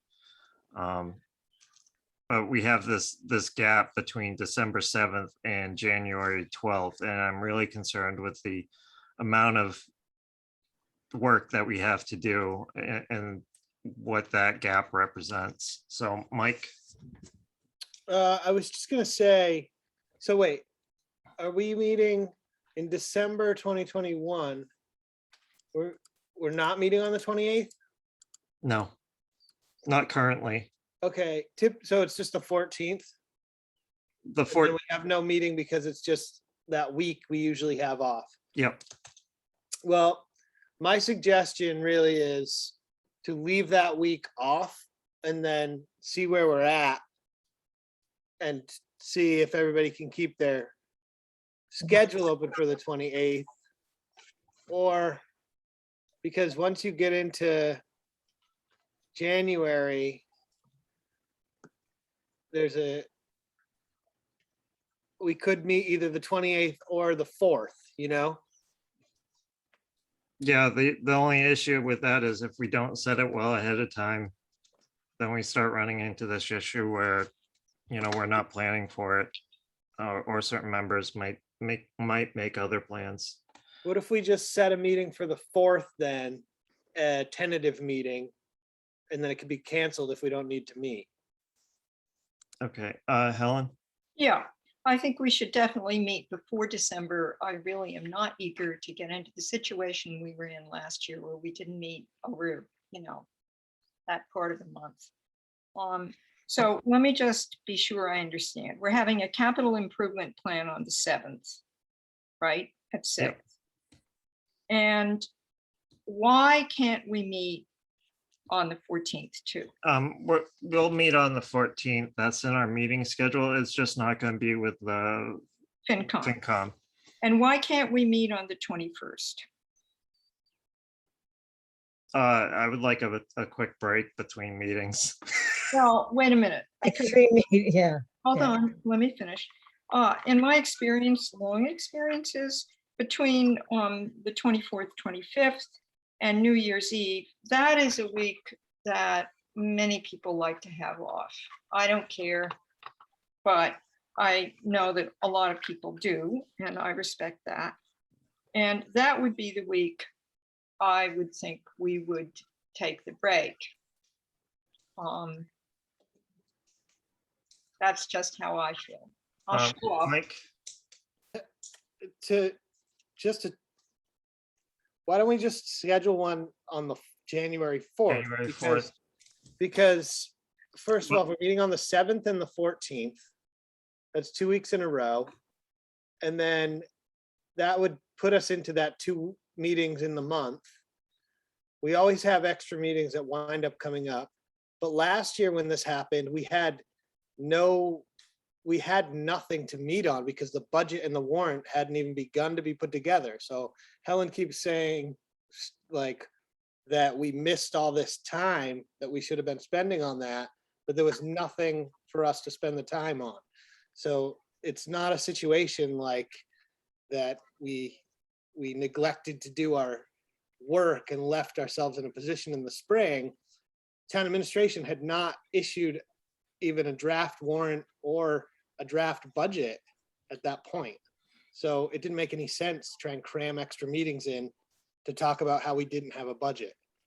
So I think if we just schedule a meeting for the 4th, that covers our 2 meetings in December. And then we meet an extra time. We meet twice in a row in January, the 4th and the 11th. That's a lot. The 4th and the 11th. So that's correction. And then we'd also meet on the 25th. So that's 3 The meetings. in 25th. January. And is Fred McGee still on here? Yes, okay. So we would also have to schedule a joint meeting with FinCom in January as well. My suggestion is again, Tuesday, it would be the 18th. So you want to meet the 4th, the 11th, the 18th, and the 25th? Yeah, I mean, we're gonna have budgets on Charlie. The budgets are gonna be submitted when? I want to submit them by the end of December with a draft warrant. So we're gonna have work to do. Mike, and then Helen. No, oh, I don't have my hand up anymore. Okay. I'm okay with the 4th. I don't want to try and cram any more into December over the holiday break unnecessarily. Okay, Helen. Okay, I'm fine with that, but we had gotten stuff we could have met on before Christmas. Like No, what? I mean, that's, Excuse me, hold on. And I just appreciate that we're gonna not have a 5-week hiatus. Thank you. let's see, where's Fred? Is he still on or did he vamoose? He's Hold on, I'll see if I can unmute him. Give me one Okay. second.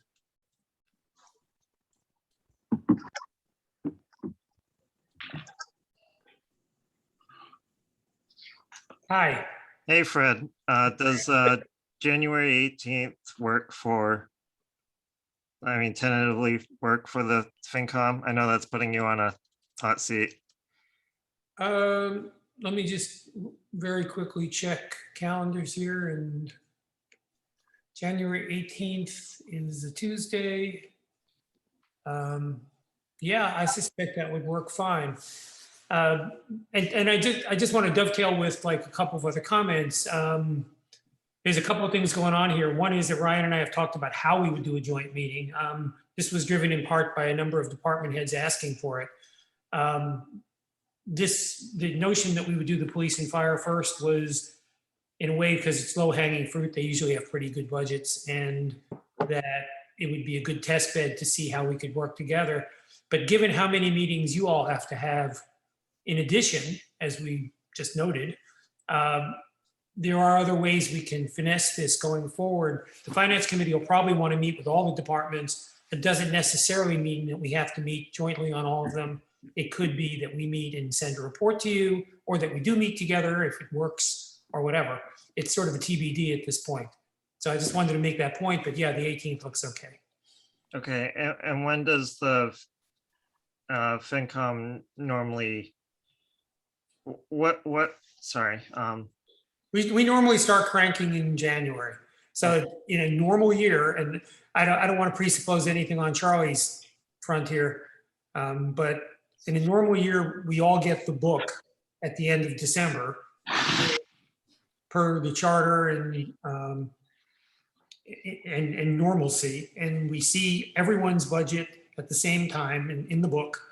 And from that point on, we start to schedule departmental meetings in early mid-January after everybody's sobered up from New Year's, and that usually runs into two meetings a month in January and February, and then the schools happen in March because they come in late, and then we're at town meeting.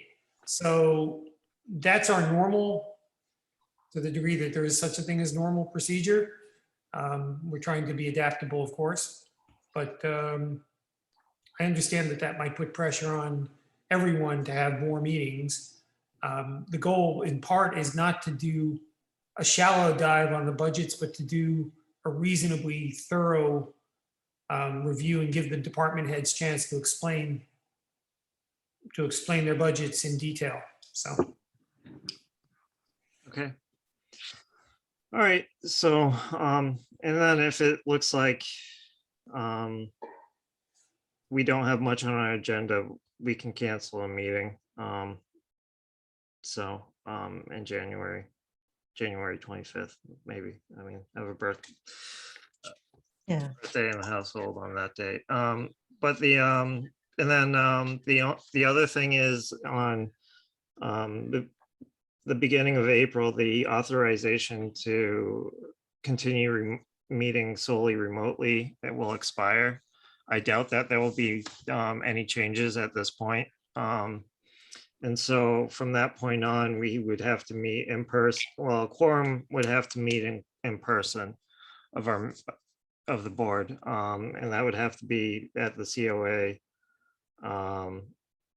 and or, one or two members might be able to join by Zoom.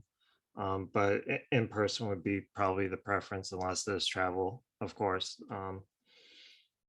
The only other thing with that is that if the rooms are ready in advance, I would almost prefer to start meeting in person sooner rather than later. But I'll respect where the board is on that. Any opinion? What's the date, Ryan? So the first one that we absolutely have to meet in person right now is April 12th. I would like to, once the rooms are refitted, I would like to start meeting in person then. But I don't know when that might be. So. Ryan. Yep. So that's 6 months off. And there's always, in the last year and a half, things have changed quite often in 6 months. So I'm fine with meeting in person or Zoom or both, but I just think to make a decision now is a little premature. Okay, Helen? I mean, unless we're mandated to meet in person. Hold on. Ryan, am I recognized? Yep. Yeah. I thought the deadline was this year, or this coming year. That is to say, in 3 months, or December, January, February. I thought it was. I'm looking at the schedule. So when do we have to stop? April 1st, 2022. Oh, okay, that is 6 months off. Sorry. Okay. Yeah. I just have to say about Zooming, I really like looking at all your faces when we're talking. When we're sitting at the table, we can't do that. Just saying. Okay, Mike, do you have any? I just don't think we need to make a decision right now. And I think things are going pretty well as they are. So I'd prefer to, when rooms are ready, let's try and get them ready as soon as we can. Then make that decision at that time. And I'd like for there to be the potential for remote participation from audience members in those meetings. Yep. Also, just so that the level of crowding in a meeting may be reduced. Yeah. But I think it's good for people to be able to Zoom in at home. I think we've had more participation at our meetings, at least more attendance than we've ever had, other than certain controversial meetings that were in person. But on a regular basis, I think we've had higher attendance on these Zoom meetings. Yeah. So I appreciate that. And so with the policies we adopted, it does allow us to have the hybrid meetings. Yeah. So John? Yes, being as we're going to be I guess pretty soon having a new audio-visual person in charge of that aspect of things, I don't think it's unreasonable to expect that we'll be capable of hybrid meetings by the time we have to start meeting in person. Okay, and would you prefer to wait until April 1st or once the rooms are ready? I would just as soon maybe start once the rooms are ready, assuming that the audio-visual capabilities are also ready. Okay, so for that, I guess we'll wait until Charlie reports and then we can make the decision then. So. Okay. So wastewater. Or actually, so I move to adopt the meeting schedule as amended. Second, Okay, roll call vote. Janet, I. John, I. Ryan, I. Michael, Online. Okay, motion carries 5-0. Wastewater, this is the part about communicate or presenting the Wellfleet's wastewater plans to the public. So, John, is your hand up for this? No, I just never lowered it. Okay, so this, in the last meeting, we said that we would decide on this meeting with the wastewater. Charlie, have you had an opportunity to meet with staff about this yet? No, I have not because I was away. Okay. Helen, do you have your hand up? Yep. Okay.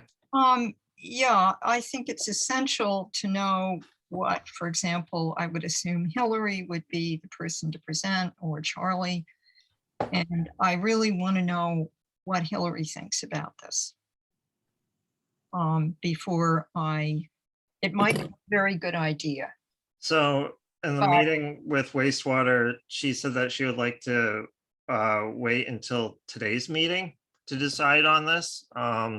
Is she here? No, she's not. Well, that's what I noticed. I mean, I just scrolled through when we were getting to this agenda item. And I would very much like to hear from Hillary about it before I vote. I'm not saying it's a bad idea. I mean, we told her in that meeting that this was going to be this week. Well, people forget. And people have things come up, you know, so.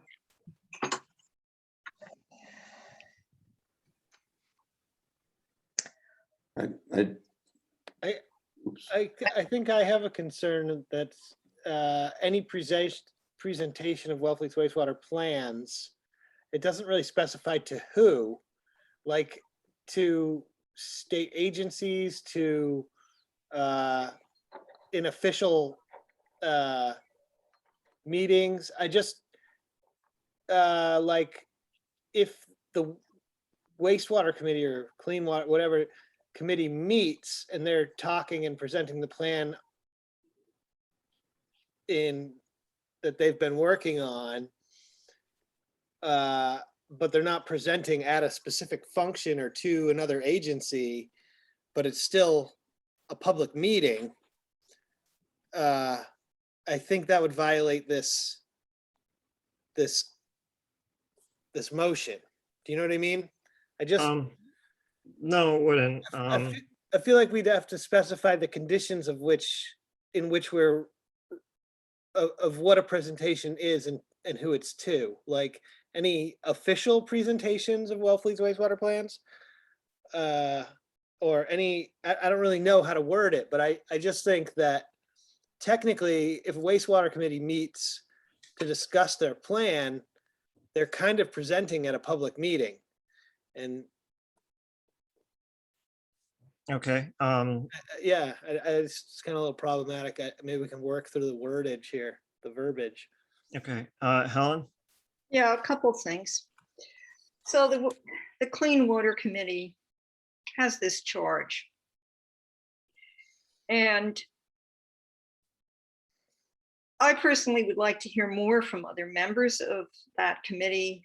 I sometimes feel that I'm hearing not enough from them. But the staff support for that committee, our health conservation agent, has a kind of independent role from them. You know, her charge, her role in this, the development of the 208 plan, the watershed plan. I would like to be able to hear from both of them, but to have it somehow be more managed. And I Okay. felt that often. I'm Janet, not sure that this motion is quite the way to solve it, partly because of what Mike said. Because we have to hear from them because of their charge. Thank you. so we respectfully just went through a whole meeting with them. I watched it. I was there. So this is what I think. I feel that this is overstepping our reach. It's controlling. I think I know what this is all about. And I just think that to ask, have any committee, even if it's in any committee, I'll say, to have to ask our permission to have a presentation or to notify us, it's just overstepping our bounds. And I think it sets a bad precedence. And I'm totally against this. I think that there's a better way of communicating than adding new rules. Okay, John, Yeah, I lean towards what Janet said, although I'm not sure I fully understand what we're trying to do here. Are we trying to, would the committee not be part of this process? no, they would be part of this process. It's just, so to explain it, this plan is going to be in the tens of millions of dollars minimum. Right now, it's about 60% complete. We've asked the Cape Cod Commission to assist in the public participation design and strategy. And before it is presented to the public as a finalized plan, it needs to have the approval of the select board because it is effectively our plan. Because we're presenting it, we're the policy maker of the town. And we're ultimately the ones that are responsible for this. It's not intended to cut out the committee. It's intended to make sure that any presentation is reasonably complete, and that there is, I would say, unbiased staff who are present as well. So I don't know. If we don't want to move on this tonight, then I would just ask for Charlie to work with Hillary and Scott and Kurt and the other members of the Clean Water Advisory Committee on an effective solution to this. That sounds like a good way to go forward. Okay. So Charlie, can you do that? Yes, I will do that. I might involve a couple of other parties with experience in other towns, if that's okay. Yes, that would be helpful. So, Okay. Yeah. So we'll take no action then tonight. So moving on to select board reports. Are there any? Just that the House of Representatives just passed a pretty massive stimulus bill. And I think, it's going to take a while for probably money to be distributed from that bill. But I think we should be thinking about future infrastructure projects and beginning to plan to some degree to a point where we could apply for funding. So I think we need to sort of look down the road a little bit and try and get some stuff on the map so that when funding starts to come from this $1.2 trillion bill, that we can cover some of our potential sea level rise infrastructure costs. We may not have an opportunity to recover funds from to fund projects like that after this money's spent. So I think there's some opportunities here, and that's my report.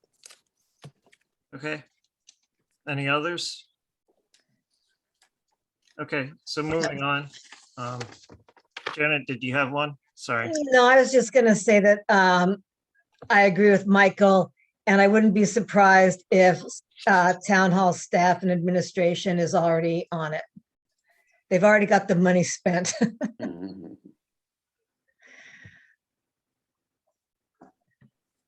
Okay. That's it, yeah. So TA and ATA's report. Oh, thank you. Yeah, sorry, I only sent this out last night. I didn't get back from Maryland until Saturday. Anyway, so I'll just go through these few items because they weren't in the public package. We've offered the position of the building commissioner to James Badera. So we're notifying you tonight to start this 2-week cycle. He is a certified local inspector, not a building commissioner. He was a good candidate when we went through the process, but as I just mentioned, he wasn't a certified building commissioner. One of the, sometimes, as my spouse will say to me, things work out for the best. Vic Staley, the retired building commissioner from Brewster, has stepped in, and he can mentor this person on a part-time basis and provide the coverage that we need and training for James. So I think we're happy to report that. So right now, his target start date is December 1st. And as I say, Vic Staley continues to help us catch up on a number of fronts. You already got an update a few moments ago on at the beginning of your meeting on the 95 Lawrence Road project. So that's moving along quite well. Thank you for all the volunteers on that committee. They did a lot of work. The harbor dredging project is moving along. We've removed about 32,000 cubic yards. Frankly, the weather event that we had the prior week did set us back a little bit, so we have some catch up to do. I did wanted to mention that we did receive a notice from the Cape Cod National Seashore that they're going to be doing some drone flight work in the Duck Harbor area on the period between November 4th and 8th. And they're going to be doing some aerial photography relative to high tides. And this information will also be valuable to the town of Wellfleet relative to the Herring River project. They'll share it. We did receive a notice back from the Attorney General on the various bylaws that were approved at the 2021 annual town meeting. The right to farm bylaw was approved, and they did provide us some guidance on some of the procedural elements on the disclosure notification. It's manageable. The Affordable Housing Trust article was approved. There are a few minor housekeeping correction issues that we can deal with in the I suspect the April 2022 annual town meeting. I think Harry's already working on it. The Article 45, which was the accessory dwelling units, there were some substantive procedural defects in the notification process.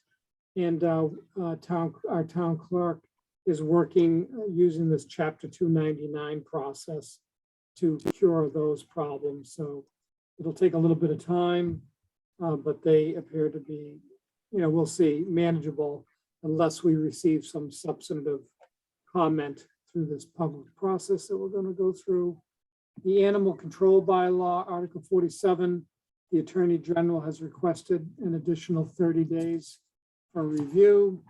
So we'll see about that.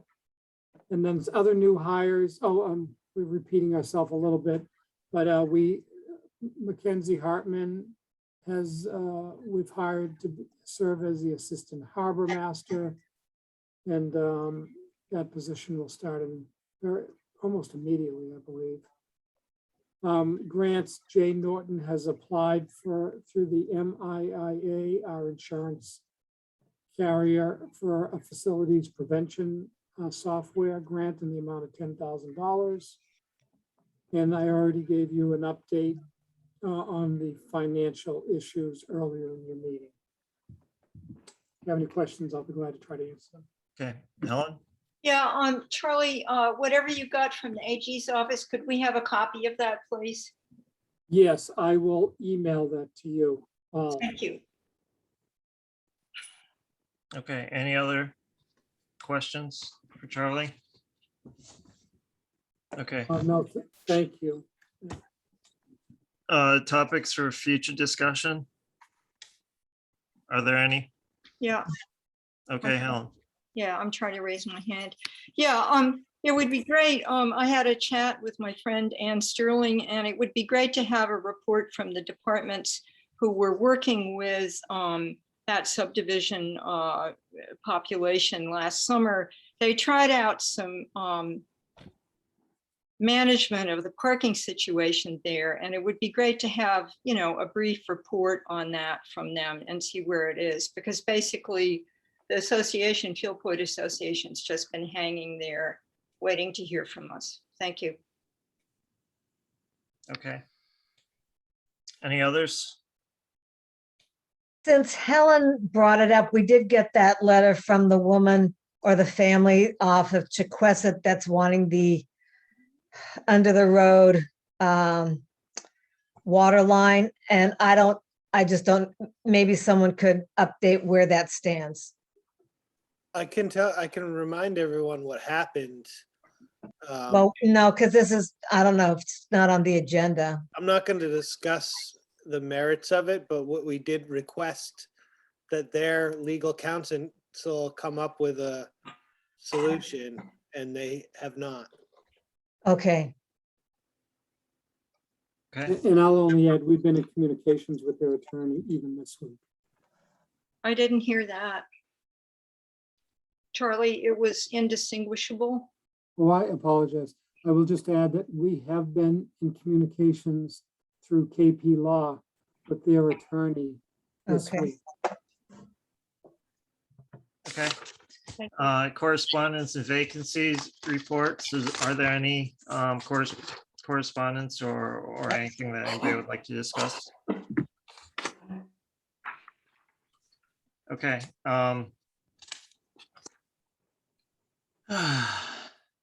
Approval of minutes for October 12th. Helen. Yeah, one amendment on page 5, which I only caught at the last minute. She, that is to say me, explained that she feels the select board needs to be in constant communication with the Clean Water Committee. And then I said, and to be kept informed, even if only copied with emails. I didn't say not just be CC'd on an email. Thank you. Okay. Is that amendment? Yes. Okay. So I move to approve the minutes of October 12th as amended. Helen, second. Roll call vote. Janet, I. John, I. Ryan, I. Helen, I. Okay. Michael, aye. So I move to adjourn this meeting and to reopen. Sorry. Executive session, sorry. Yep. and to reopen the executive session. Yes. Helen second. Okay, roll call vote.